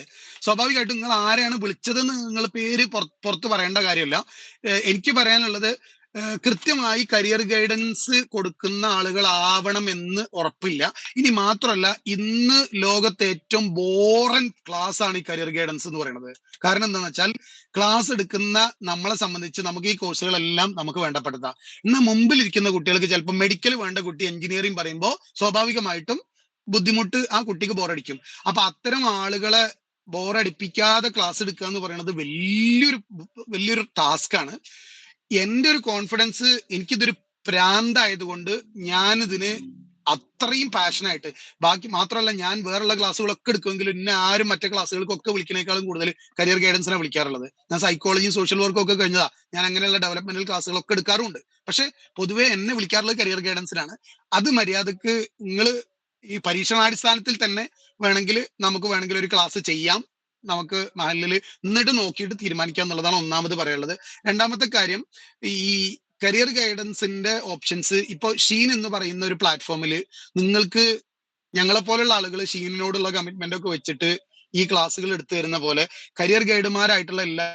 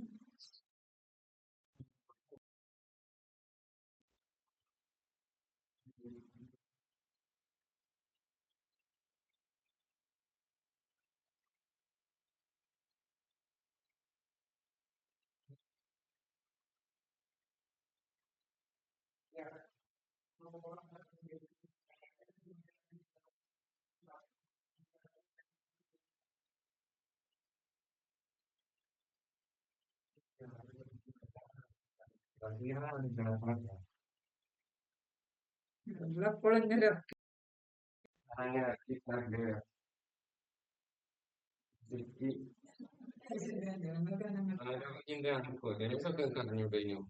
ഞാന് ഓരങ്ങനെ വിട്ടില്ലേ, എനിക്ക് അങ്ങനെ മനസ്സിലാവില്ല ബാക്കിലിരുന്നാലും.